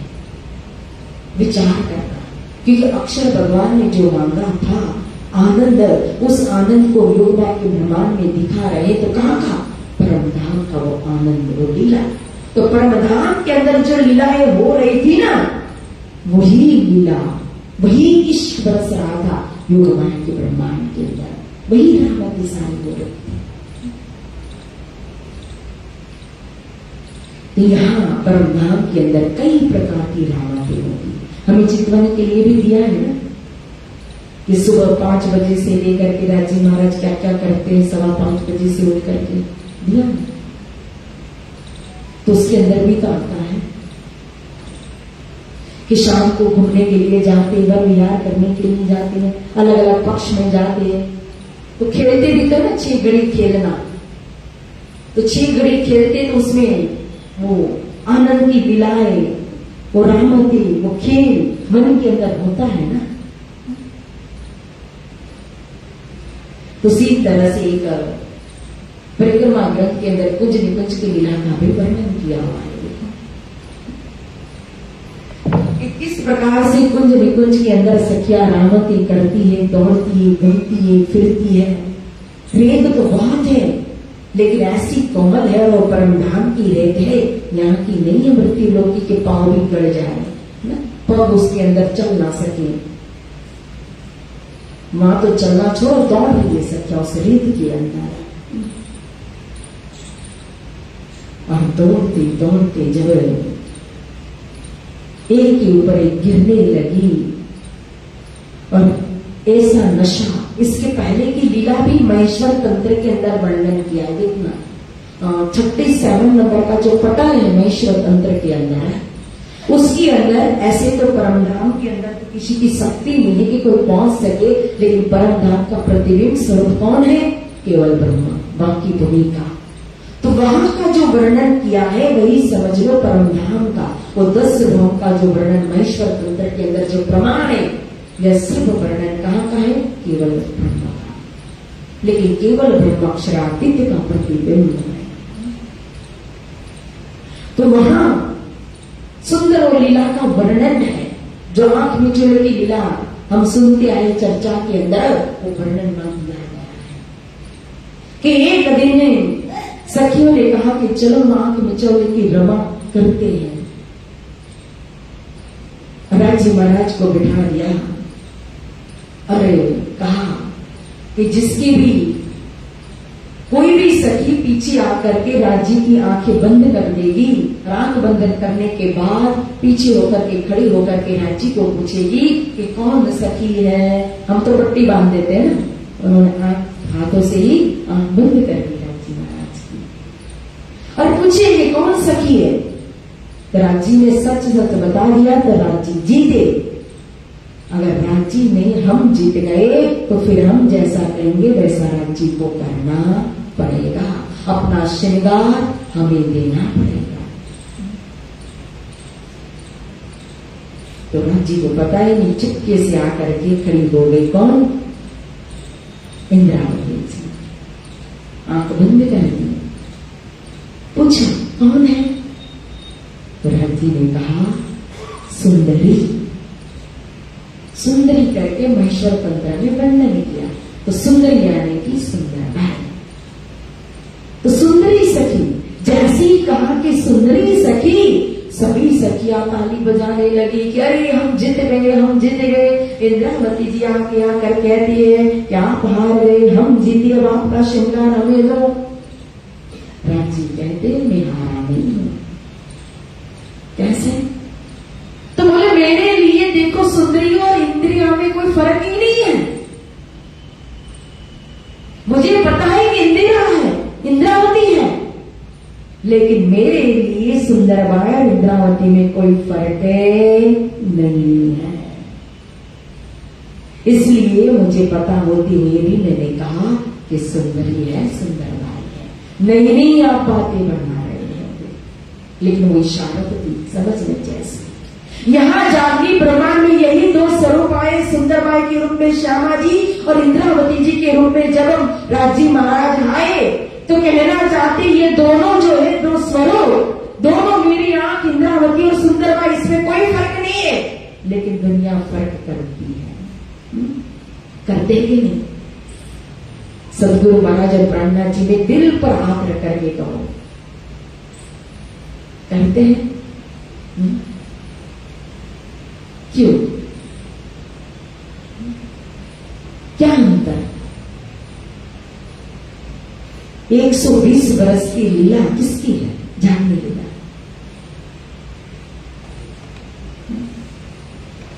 और 120 वर्ष शुभारंभ कहां से हुआ? कहां से? सदगुरु महाराज जी के प्रागट्य से, 38 से। तो उन स्वरूप को नजरअंदाज करके सीधा हम दूसरे स्वरूप को पकड़ लेंगे तो क्या प्राणनाथ जी खुश हो जाएंगे? श्यामा जी को छोड़कर के राज्य में मात्र चितवानी में घूमते रहेंगे तो क्या श्यामा जी खुश हो जाएगी? या श्यामा जी को करते रहेंगे तो क्या राज्य खुश हो जाएंगे? जब दोनों परस्पर माई दत्त के अंदर है तो फिर एक दूसरे में तो खुश होंगे। और ब्रज के अंदर की कितनी लीलाएं हैं जो कि जब आज कहो तो मतलब कि प्रवाही कहो, शास्त्र कहो, संतों की वाणी को, जितना कृष्ण लीला का वर्णन किया है उतना किसी भी लीला का वर्णन आपको कहीं मिलेगा नहीं। और यहां तक कि हम जानते हैं कृष्ण स्वयं श्यामा जी का श्रृंगार करते थे, राधा जी का श्रृंगार करते थे। किस श्रृंगार की कोई जरूरत है श्यामा जी को? लेकिन वही परमधाम का प्रतिबिंब स्वरूप इश्क बरस रहा है। तभी जब गोपियां राधा जी को कृष्ण जी प्रेम करते तो गोपियां खुश होती थी। ये नहीं चाहती थी कि मुझे प्रेम करे। सभी राधा जी को श्रृंगार करती थी, राधा जी को सजाती थी, और सभी चाहती थी राधा जी कैसे मिले, मिलन के लिए सारी तैयारी करती थी गोपियां। तो श्यामा जी भी, राधा जी भी कहो, जब कृष्ण जी के पास जाती थी ना, तो दिल में यही चाहत रहती थी कि कैसे गोपियों का मिलन कृष्ण से हो। ये परस्पर का प्रेम। और एक वर्णन लीला का इसीलिए आता है एक जगह पर, कल मैंने पढ़ा था कि मणि नाम की जो एक सखी थी, मणि मंजरी करके, मणि मंजरी नाम की सखी थी। उसके पास आकर के एक सखी ने कहा कि हे सखी, तेरे दिल के अंदर भी श्री कृष्ण के प्रति इतना प्रेम है, इतना प्रेम है, और तू स्वयं इतना भाव है, तो सक्षम है, तू चाहे तो जाकर के स्वयं श्री कृष्ण से आलिंगन करके उनके पास जाकर के आनंद ले सकती है, सुख ले सकती है, तो तू यहां ही क्यों बैठी रहती है? हमेशा राधा जी की इच्छा क्यों करती कि राधा जी कृष्ण के पास जाए, तू क्यों नहीं जाती? तू जा। तो मणि मंजरी ने बहुत ही सुंदर बात कही कि हे सखी, राधा जी के सुख में ही मेरा सुख है। राधा जी जब आनंद लेती तो आनंद का अनुभव मैं करती हूँ, और हमेशा मैं चाहती हूँ कि हमेशा मेरे दिल के अंदर जो भाव दोनों स्वरूपों के प्रति है, जो समर्पण है, जो इश्क है, जो प्रेम है, जो भाव है, यही भाव बनी बनाओ रहे। इस भाव में कभी कोई अंतराय ना आए, मैं कभी अपने सुख की, स्वसुख की इच्छा ना करूं।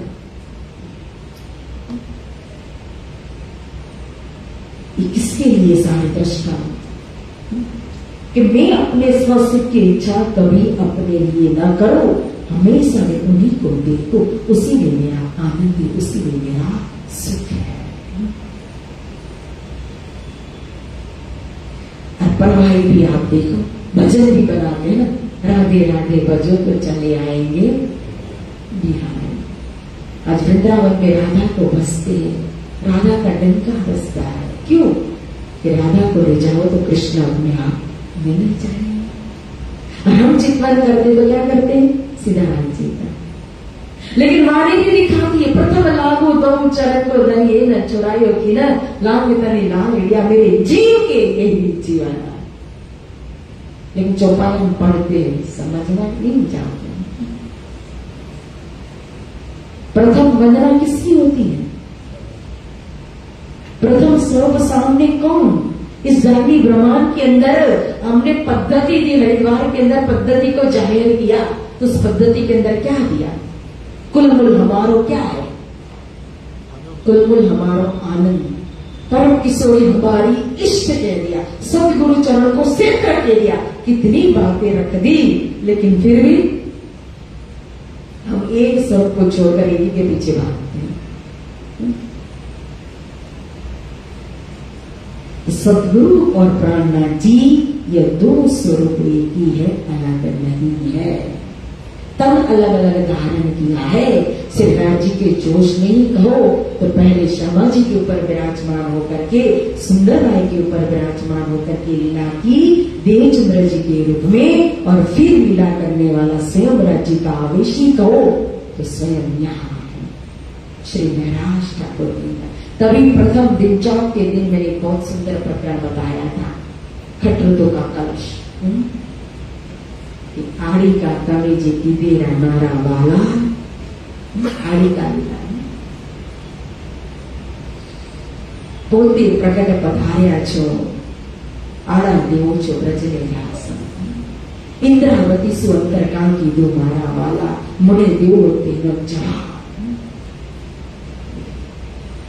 ये पर्दा न बने स्वरूपों के अंदर, ऐसे पांचों स्वरूप में कोई पर्दा नहीं होना चाहिए, क्योंकि एक ही जोश ने पांचों स्वरूप धारण किया है। तो पांचों स्वरूप के अंदर वाहिदत होनी चाहिए। लेकिन यहां एक मूल कहो, दोनों स्वरूप और दोनों स्वरूप में जाहिर हुए, किन स्वरूप में? निष्कलंक बुद्ध अवतार महामंत्री श्री प्राणनाथ जी के रूप में। तो सारे स्वरूप सारी शक्ति वहां आ गई, लेकिन अन्य स्वरूप के प्रति इतना भी द्वेष भाव रहना चाहिए। पूर्ण समर्पण, एक नायक, एक हीरो बना दिया जामनी ब्रह्मांड का प्राणनाथ जी। तो पूरी तरह से इन देवरी की सच्चों में स्वीकार, लेकिन द्वेष भाव अन्य चारों स्वरूप के अंदर की बाहरी होनी चाहिए। भाव है कि यहां इसीलिए कहा था कि सुंदरी, मुझे पता है इंद्रावती जी है, लेकिन मैंने सुंदरबाई कहा नहीं। नहीं, आप ऐसी बातें बना रहे हो। अब आपका श्रृंगार दो, हमें वस्त्र दो। राज जी तो आशिक है ना, जब उनको प्रेम का रसपान करना है तो उस समय कहो तो आशिक बन जाते, और जब सखियों को रसपान कराना है तो वो स्वयं आशिक बन जाते हैं। ये आशिक और माशिक की बात ही बड़ी अटपटी है। तो यहां सखियों को तो रस पिलाना है, तो आशिक बन करके दे दिया अपना श्रृंगार, अपने वस्त्र दे दिए, पाग भी दे दी, जामा भी दे दिया, इजार भी दे दिया, पटुका भी दे दिया। जब राजी और श्यामा जी खेलने बैठते हैं ना, जब तो हमेशा एक तरफ हाजिर होती है कौन? सुंदरबाई, एक तरफ हाजिर होती है इंद्रावती जी खेलने। अब श्यामा जी जीतती जाती है, जीतती जाती है, जीतती जाती है। जितनी जिद श्यामा जी की होती है ना, राजी इतने मुस्कुराते, खुश होते जाते, खुश होते जाते। फिर जाकर के सखी इच्छा करती है अंदर से, सुंदरबाई विचार करती है कि अब एक बार श्यामा जी राज्य को भी जिताने दो ना। तो राज्य जीते तो श्यामा जी इतनी खुश हो जाती है, और जो मुस्कुराहट श्यामा जी के चेहरे पर आती है तो राज्य कहते इस मुस्कुराहट के ऊपर तो करोड़ों करोड़ों फुलबाग में छाव है। यह है प्रेम, और हम ज्ञान से लड़ते रहते हैं। वो प्रेम की पहचान कराने के लिए खेल बनाया है, वो प्रेम या जाहिर किया, उसी प्रेम का रसपान करने के लिए ब्रज में किया, रास में किया। तो ज्ञान में ज्यादा जागनी ब्रह्मांड में उलझना नहीं है, उसी प्रेम को पकड़ करके उसी प्रेम की साधना में चलना करना। अब सखिया श्रृंगार करके वही वस्त्र धारण करके ऐसी तरबोल सभी लीला होने लगी, सभी नाचने लगे, झूमने लगे अपने अपने प्रेम में, इश्क में। तो पता ही नहीं चला, गिरने लगे एक के ऊपर एक। तभी राजी ने पहले ले रखी गई, ये मेरी साहेबी जानती नहीं, बादशाही जानती नहीं। तभी बादशाही अरसती और वाहिर का शक्ल ये दिखला मेरे को पहले दिन में लिया। और जब पहले हक के लिए दिल तो पीछे आए माए लोरता, पीछे आ गई इन्होंने युग करवा सवरा। अब बीज तो अंदर आ गया, दिल के अंदर महाकारण बन गया। तब कारण बनाना पड़ेगा बाहर, चाहे रहे अक्षय भगवान को।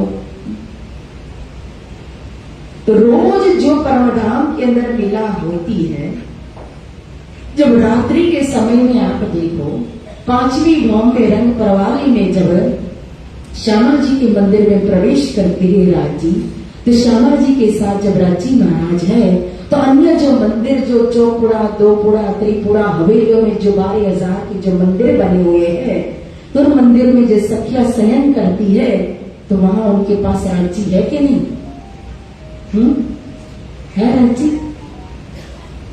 तो एक वाहिदत, एक अद्वैत के स्वरूप में से विलास का अनंत स्वरूप धारण करते, 12,000 नहीं मात्र। हम स्वरूप रात्रि का बोलते सेवा पूजा के अंदर, तो क्या कहा? इनों के वास्ते स्वरूप धरे कई करोड़। तो करोड़ों स्वरूप क्यों धारण करना पड़ रहा है? क्योंकि वन के अंदर जो खूब खुशहालियां है, जो पशु है, जो पक्षी है, जानवर है न, वो भी तो चेतन स्वरूप किसका है? राज्य का है। तो सबके पास एक और तभी उन स्वरूप के अंदर आया कि सुख देवी सारी रात, सुख देवी सारी रात। और जब 5:15 बजे सुबह वही विलास का स्वरूप जब अद्वैत स्वरूप धारण कर लेता है, तो सखियों के पास जब प्यू जी जागी में जो तो प्यू जी ने पास, और जब जागी नहीं जो तो प्यू जी ने पास ही, जब प्यू जी पास में नहीं है तो सखिया जब अपने अपने मंदिर से निकल करके जो रंग प्रवाली की तरफ दौड़ लगाती है, ऐसी पूर्व निकलता है सखियों का, और ऐसे इश्क के प्रवाह में सखिया दौड़ती है। और यहाँ तो अभी रंग प्रवाली महल के अंदर श्यामा जी उड़ गए, राजी उड़ गए, लेकिन कहा रहने की उन्हीं की श्यामा प्यू पास से आई गया, प्रीतम पास से आई गया। उसके अंदर कितनी सुंदर बातें, सुंदर भाव है जिसका वर्णन नहीं हो सकता। अब बैठे रसायन सागर के अंदर भी मुझे बहुत साल पहले मैंने पढ़ा था, बहुत ही सुंदर इस लीला का वर्णन किया हुआ है। इतना सुंदर भाव कि जब राजी स्वयं अपने हाथों से श्यामा जी का श्रृंगार कराते, मुख में पान का बिड़ा देते हैं, और श्याम जुगलदास महाराज जी ने भी वर्णन किया कि श्यामा जी भी लटपटी पाग छुटे जो बंद सोहे ना, यानी कि राजी महाराज के जो पाग का जो बंधन जो ढीला हो जाता है, तो स्वयं श्यामा जी भी वो पाग को संवारती है, वस्त्र को संवारती है। श्यामा जी राजी महाराज का कहो तो स्वयं श्रृंगार करती है, मुख में पान का बीड़ा। और पान क्या है, पान की बीड़ी का महत्व क्या है, श्रृंगार के अंदर भी पान की बीड़ी का वर्णन आता है। देखो, बिड़िया बीड़ी ले जिन हाथ सो शोभित पतली अंगूरी। तो क्या राजी पान खाते हैं? राजी खाए तो फिर क्या क्या नाम भी खाए, लेकिन पान क्या है, लालिमा क्या है, तो इश्क की लालिमा है। पान जो है प्रेम का प्रतीक है। मां कोई परमधाम में पान की बिड़ा की जरूरत नहीं है, लेकिन जो इसक सुराई प्रेम का प्यारा, जो स्वयं राजी महाराज अपने हस्त कमल से कहो, अपने दिल से जो इश्क का जाम बरसा रहे रूह के ऊपर, जो पान करा रहे रूहों को, उसकी लालिमाई कहो उनके अधर के ऊपर छा जाती है। बंगला जी ने तभी अष्टपर की सेवा में कहो पान का पीड़ा है। आज भी घुमड़ जी में चारों मंदिर में पान पधराया जाता है। और महाराजा छत्रसाल जी को जब विजय के लिए तलवार दी थी, कौन सी तलवार दी थी, क्या नाम था? हा? मुझे पता है, जो लिखा है वही बोलोगे। वो तो अली के तलवार का नाम था, छत्रसाल जी महाराज जी की तलवार का नाम नहीं था, जरूरी था। भले किसी ने वर्णन किया होगा, लेकिन नहीं, जनता ने।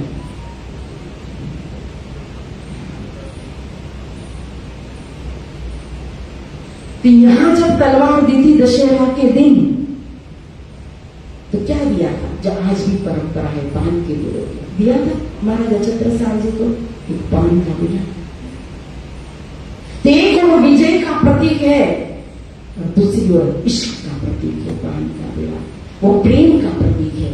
इसीलिए पिया बीड़ी ललचिन हाथ सो शोभित पतली अंगूरी।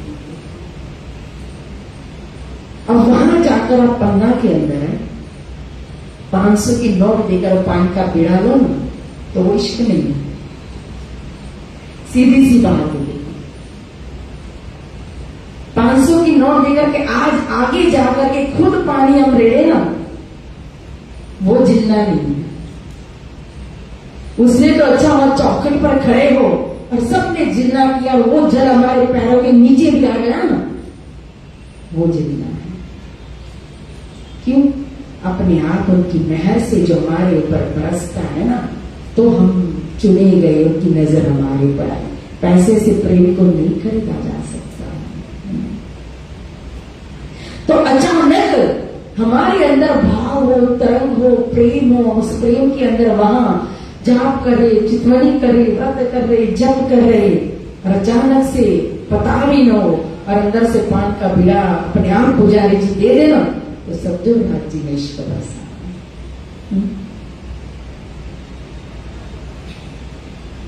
फिर यहाँ श्यामा जी मुख में पानी का बिड़ा देती है रची महाराज को। लेकिन बाहर सखिया जो आ गई वो क्या, उनका इश्क का क्या, रह नहीं पा रही है। यहाँ मंगला आरती में सुबह हम आ जाते हैं, पट नहीं खुले होते तो क्या करते हैं,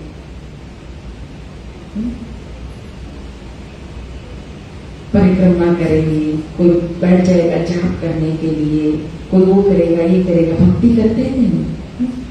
तो सखिया भी जब वो जुट के जुट 40 जुट 12,000 ब्रह्मा प्रिया आ गई तो कोई तरह परवाने को परिक्रमा लगा रही है, कोई वही किमाड़ में से झांक रही है कि स्वरूप दिखाएंगे। हम कुंभड़ जी की खिड़की में से झांकते रहते हैं मिलना के समय कि भाई हमें अंदर से दर्शन हो जाए, दर्शन हो जाए, दर्शन हो जाए। तो झांक रही है कि दर्शन हो जाए। कोई भाव विभोर होकर के नृत्य कर रही, देखो अलग अलग प्रकार से रिझा रही है कि नहीं सखिया, एक प्रकार से रिझा रही है। हर एक ही प्रकार से रिझाती तो 12,000 प्रकार का आनंद राज जी महाराज के से लेते। तो हम कहे कि मात्र चितवानी से ही मिलेंगे राज जी, कि हम कहे कि नहीं मात्र कहो तो जाप से ही मिलेंगे। एक ही साधन से हम कैसे कहे कि मिलेंगे राज्य, राज्य ही सारा साधन। जिसको सेवा पूजा का गुण दिया है सेवा पूजा से ही जाता है, जिसको मंत्र जाप के अंदर आनंद आता है मंत्र जाप से ही जाता है, जिसको चितवनी में आनंद आता है चितवनी से ही जाता है ना। 12,000 अलग अलग। यहाँ कोई सखी नृत्य कर रही है, कोई परिक्रमा कर रही है, कोई कहो तो जांच रही है, दीदार का सुख चाहती है। लेकिन सभी सखियां प्रेम में विभोर होकर के विचार, और जब दरवाजा खुलता है अंदर सखिया जाती है, युगल स्वरूप से राज से टुकराने जी के दर्शन करती है। सुख को निधान, जय जय सुख को निधान, मंगल आरती सुख को निधान। निधान का मतलब वो सुख का सागर, निदान यानी कि अंतिम, जिस सुख से परे कहो तो सुख नहीं है, जिस आनंद से परे कोई आनंद नहीं है, वो सुख वो आनंद देने वाले स्वरूप के दर्शन कर रही है। मंगला के समय, मंगलमय समय, सुबह सुबह का समय, इसीलिए मंगला आरती का विशेषता दी गई है। आरती करने से क्या मिलता है ऐसा नहीं है, आई कॉन्टेक्ट होता है राजी से। महाराजा छत्रसाल जी ने कई बारी बारी जाओ, आरती का भाव होता है समर्पण। हम किसकी आरती उतारेंगे, जिसमें समर्पण है उसी की तो उतारेंगे, अन्य की आरती उतारते कभी नहीं उतारते। यहाँ वो सुख के निधान आरती साजी से इंद्रावती जी लाई कहानी तो सजा करके ले आई, तो किसके लिए लाई होगी, उतारने के लिए ना। और उतारी होगी तो कौन उतारेंगे, युगल स्वरूप की आरती आगे होकर के कौन उतारेंगे। अगर इंद्रावती जी उतार रही है तो 12,000 ब्रह्म सृष्टि रह नहीं गए आरती के बिना, तो 12,000 भाग लेने चाहिए।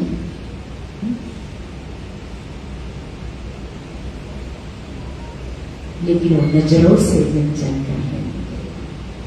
तभी अब स्कॉन में जाओ, अन्य जगह पर टीका टिप्पणी नहीं है, एक भाव ग्रहण करने की क्षमता हमारे अंदर होनी चाहिए।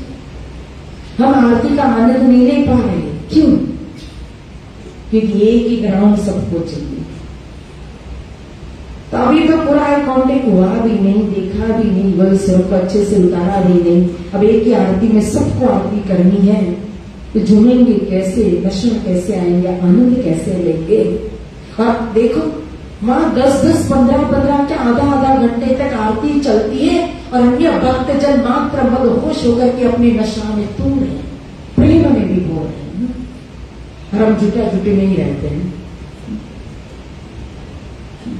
एक पुजारी जी महाराज आरती उतारे, बाकी सब हम खड़े होकर के वो नजरों से आरती करें। क्या आनंद, देखने वाले को भी वो नजारा, वो भी आनंद लेगा। अरे क्या प्रणामी धर्म की सुंदर साथ है, क्या आरती का आनंद था। पहली बार कोई आरती में आए ना तो भी दूसरी बार आएंगे वो आनंद लेने के लिए। यही सिस्टम होनी चाहिए, लेकिन कोई नहीं कर पाता है, क्योंकि बोलने वाले गूंगे, सुनने वाले बहरे हैं। क्योंकि हमने ये भाव पकड़ लिया कि जब तक हमारे हाथ में आरती और चवन नहीं आएगा तब तक हमने किया नहीं। ऐसा नहीं है। हम या राज्य के सम्मुख प्रेजेंट हो गए ना, और हमारी नजरों के अंदर, हमारे दिल के अंदर भाव आ गया ना, तो एक ही के अंदर पुजारी जी महाराज की आरती के अंदर भी हम सब सुंदर सा समा जाते हैं। तब वास्तविक आनंद हम नहीं पाते हैं। या हमारे हजार सख्या वो नजरों से आरती कर रही है,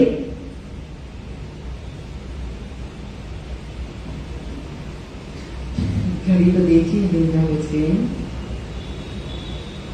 अरे सुख को निधान, जय जय सुख को निधान, मंगल आरती सुख को निधान। तो मंगला के समय, क्योंकि शुभ आरंभ होता है सुबह का, वहां तो दिन रात नहीं, लेकिन यहाँ तो संसार के अंदर है, इसलिए हमारा शुभ आरंभ राज्य महाराज के मंगलमय स्वरूप के दर्शन से ही होना चाहिए। अगर हमारे से मंदिर दूर है, मंगला आरती में नहीं पहुंच पाते हैं, तो सुबह उठ करके सबसे पहले बिस्तर में हमें आंख खुलने से पहले स्वरूप का चिंतन करना चाहिए।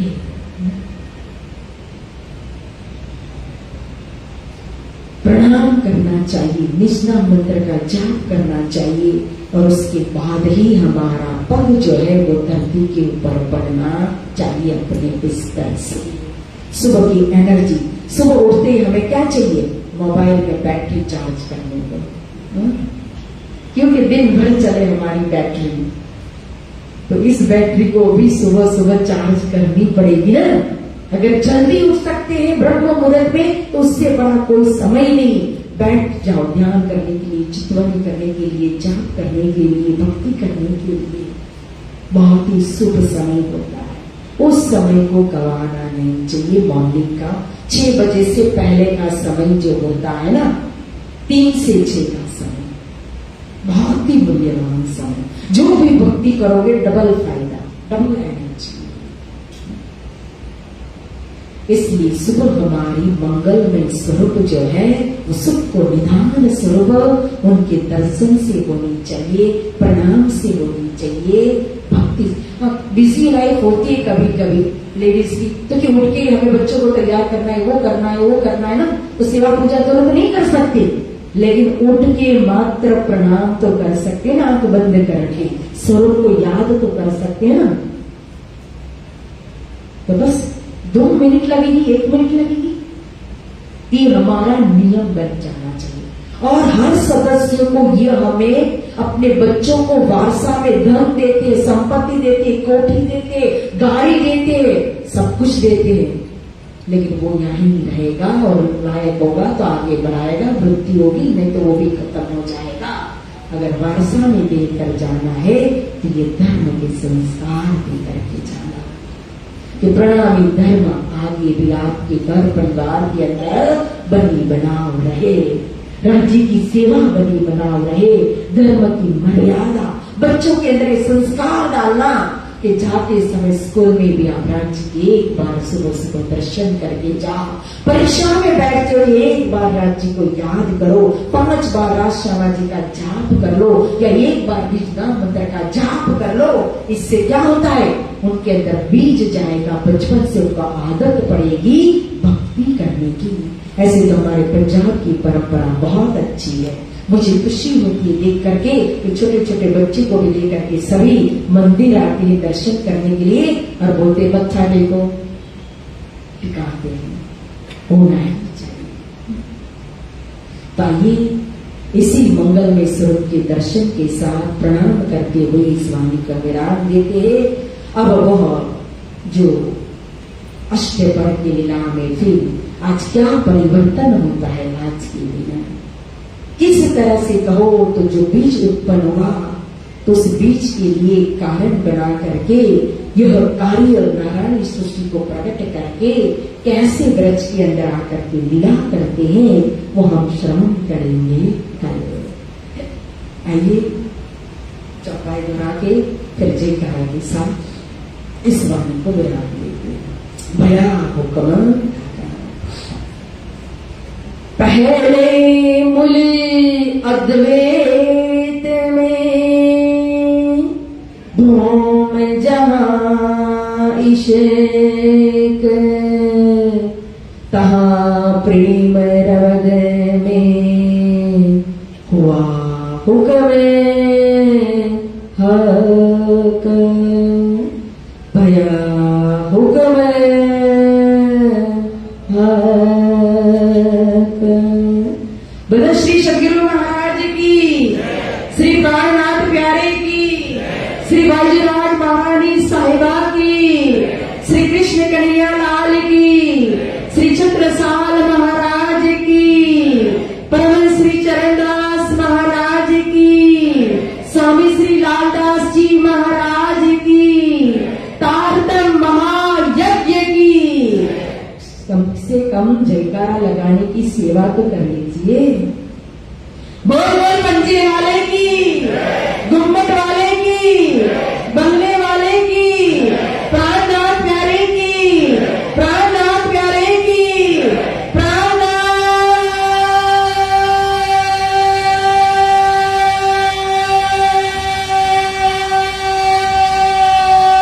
प्यारे की। बहुत बहुत धन्यवाद, प्रणाम। श्री धाम की जय, श्री महाराज की जय, श्री महाराजा छत्रसाल की जय, श्री सुंदर साल की जय, श्री सुंदर साध्यावती साहित्य की चरणार्पित 5 बार शिवता तमाम प्राप्त है।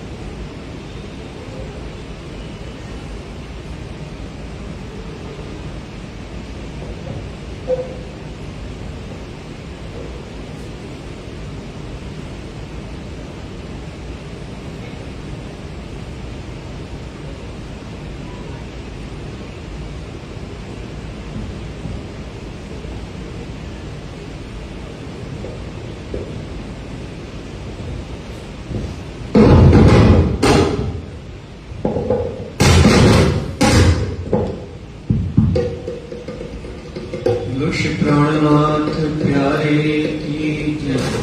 मेरे नैनों में बस जाओ राधे श्यामा, मेरे नैनों में बस जाओ राधे श्यामा, मेरे नैनों में बस जाओ राधे श्यामा, मेरे नैनों में बस जाओ राधे श्यामा, मेरे नैनों में बस जाओ राधे श्यामा। केसर बाई के मोल पधारे, केसर बाई के मोल पधारे, चरण पखालो जाई, चरण पखालो जाई। अजनूर की चौकी में नाई मंदिर में, नूर की चौकी में नाई मंदिर में, आप जिया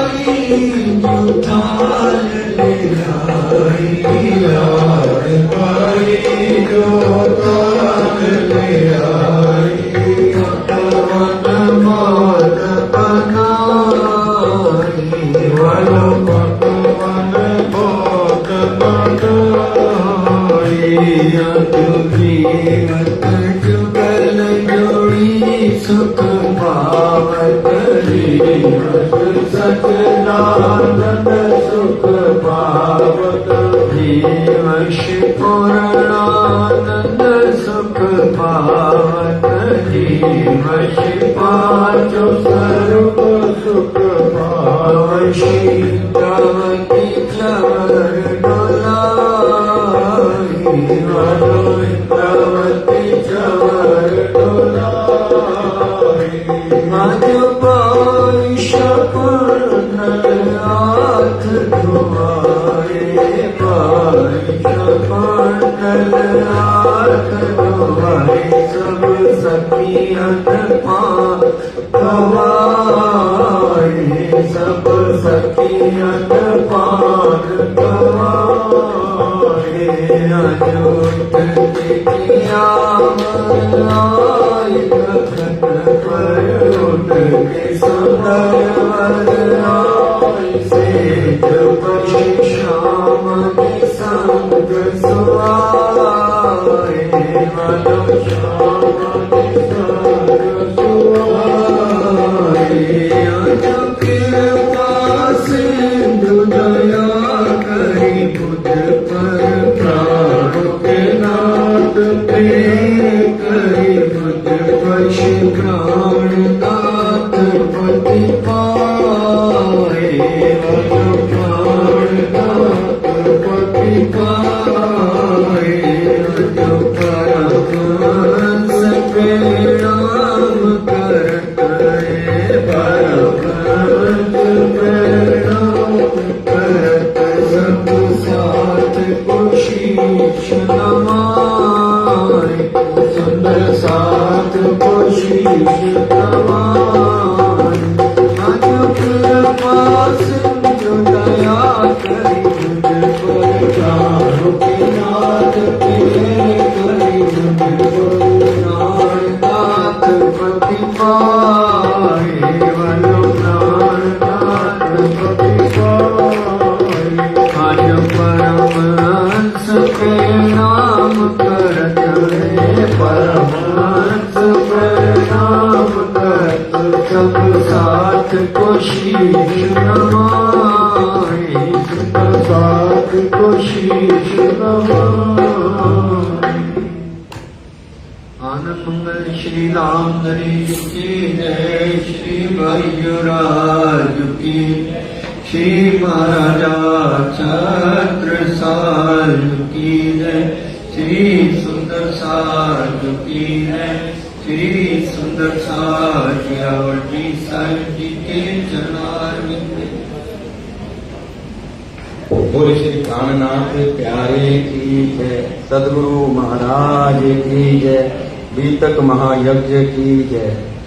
आदरणीय सुंदर साथ जी कल के भोग के बारी Shri Saurabh Pranami Shrimati Kiran Kataria Shri Rohit Kataria Shri Ashu Kataria Shrimati Sudesh Taneja Shri Ashu Taneja Shri Arvind Dhodia Shri doctor Sahajal Dhoria doctor Pinal Dhoria doctor Sanjay Jippy Dhoria doctor Aadhar Dhoria doctor Anugrah Dhoria Shri Brijmohan Madan Shri Puneet Madan Shri Vijay Kumar प्रणामी श्रीमती सुरक्षा प्रणामी श्री कपिल प्रणामी श्री सतीश सुखीजा श्री हिमांशु सुखीजा श्री पुनीत सुखीजा।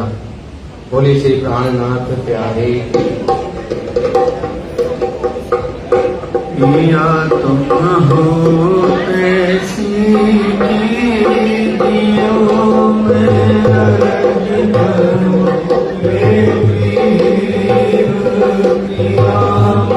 जैसी तुम करो तरफ जाएगी जिया जीव रातो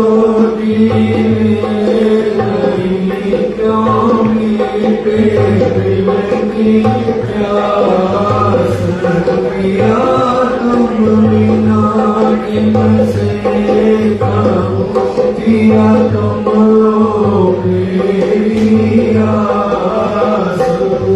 प्यास पिया जी में तो करो पिया जो कोई दूसरा होए कभी सब विजवाला जी सामरत रोए रोए पिया क्यों देखोगी बेकार पिया जब तुम आप दिखाओगे तब देखूंगी नैन नजर ये पुकार पिया जी मेरी सुन के नलील करो अब देना पिया पल पल खबर जो लीजियो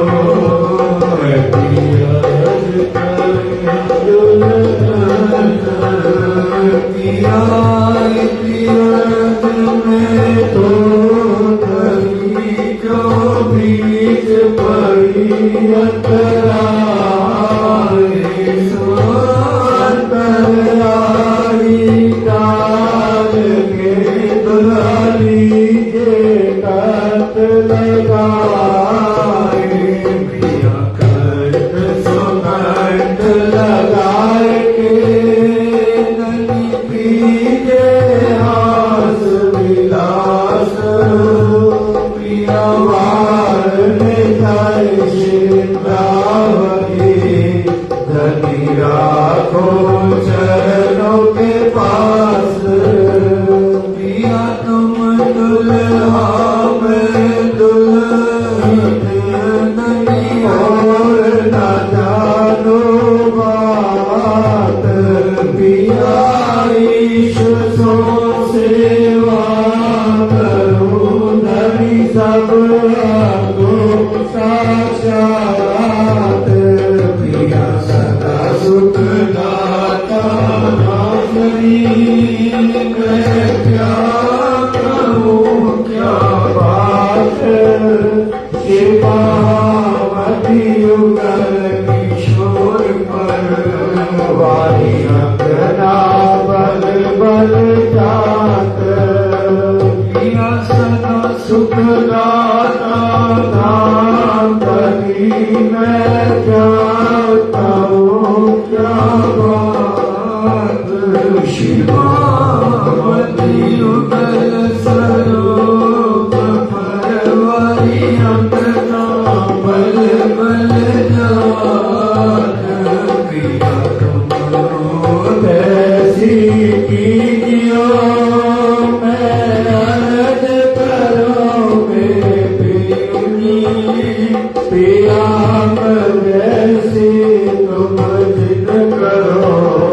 मेरा तलफ तलफ जाएगी प्राणनाथ भजन स्वामी प्राणनाथ भजन प्यारे प्राणनाथ भजन जब शीशी के कारण पिया के कारण सुंदर रूप धरे प्राणनाथ भजन सजदान भगवान पूरन भगवान प्यारे पूरन भगवान आचर प्रेम पुजारी आचर प्रेम पुजारी जो सृष्टि करता हे प्राणनाथ लीला शिव नाम भगती जो कोई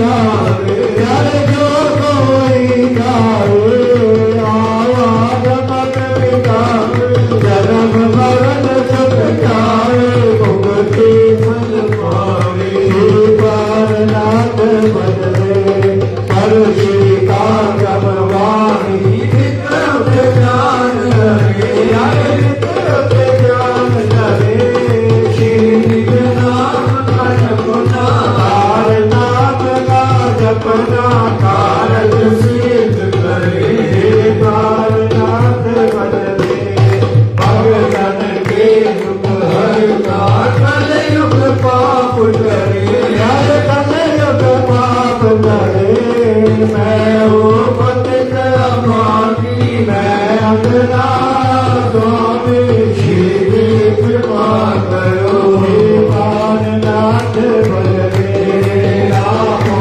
विभाग सागर कृपा करो स्वामी